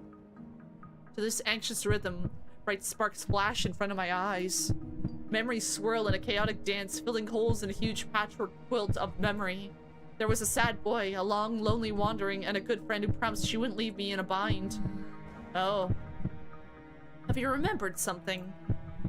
Yeah, I think so. I would have never risked diving into long-buried memories alone, but Tomo is here. She's been so genuinely supportive the whole time, helping me, keeping me from going crazy with other people's emotions. For Tomo, I have to do my best. Right, I must remember, it's very important. And let's try? Let's. I think I was friends with a boy. A very sad boy. I really wanted to help him somehow. Oh god. This is getting crazy! It kinda looks like Senpai. Almost, but the eyes are different color. The boy is always sad. He lives in the neighborhood and occasionally goes outside. He doesn't play with anyone, glumly strolling past a row of fences instead. This is crazy. So I wonder if we are the one that is the cause. Is my theory correct? But anyways, I think I'm gonna do a quick BRB, so I will be right back, ballers. This is getting crazy.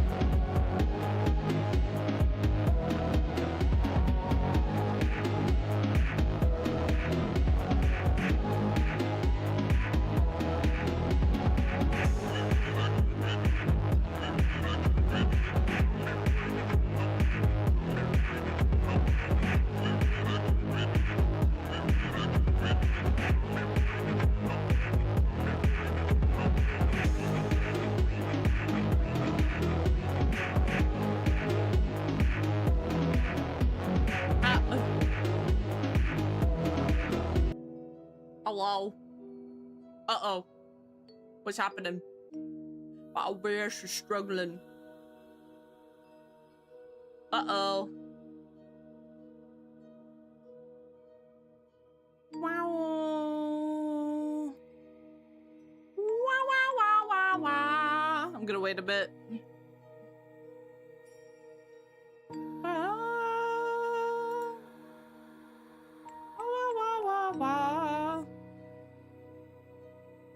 I don't know why OB is struggling, but it already took a while for the BRB. I forgot to feed my cats, so I went to go feed them.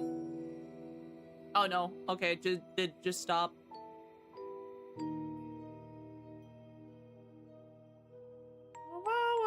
Uh-oh, I think my internet's struggling because it's storming. Oh god, eyeballs!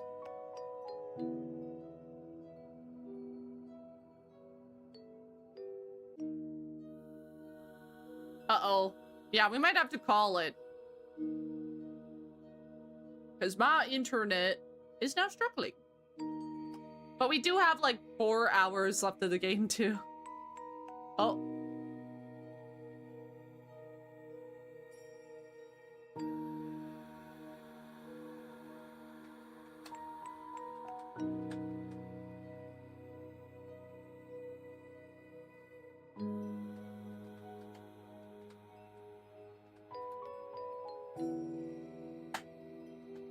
I don't know if you eyeballers can hear me.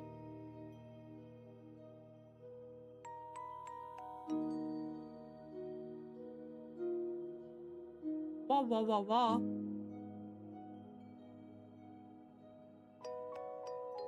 I think I'm gonna call it here. I'm just hoping that I can get back.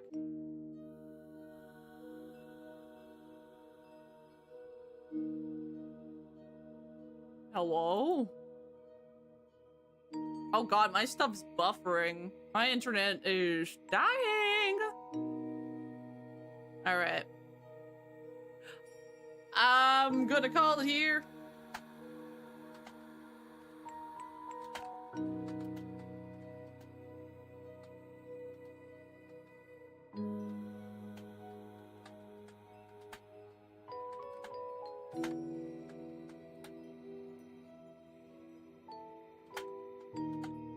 Oh, okay, we're back. We're back. I think. Let me reload.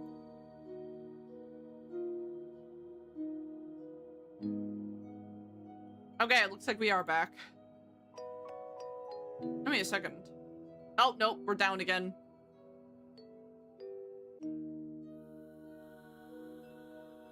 Yeah, I'm gonna...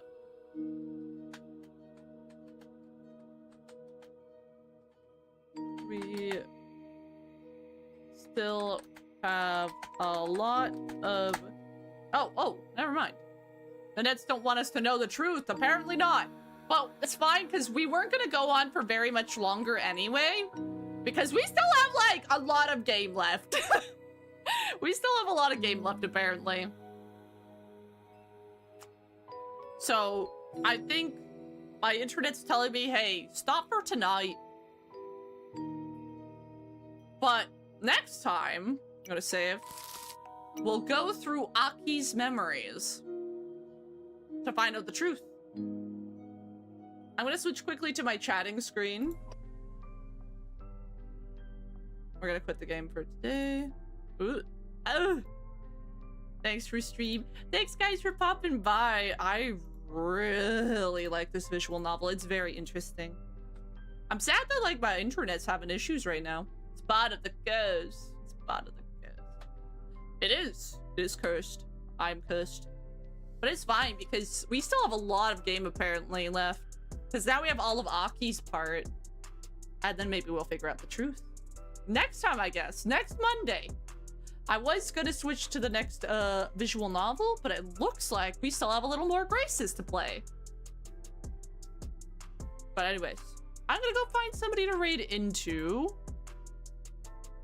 There is a crazy storm happening outside, so I think that's affecting my connection. I think that is.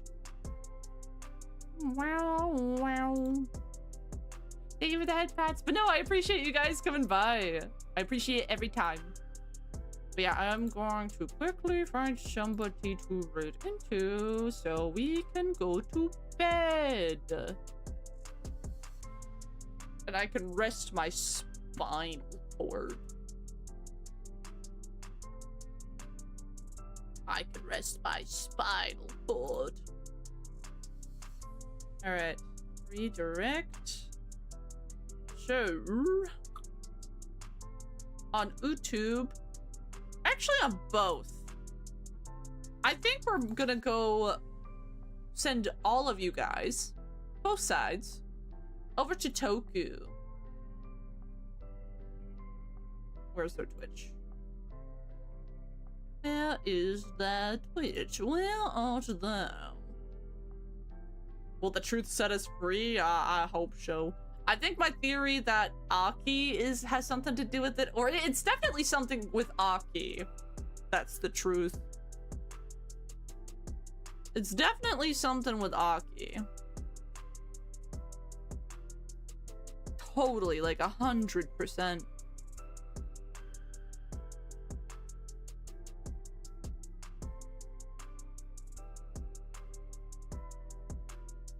All right, so I'm very excited to learn.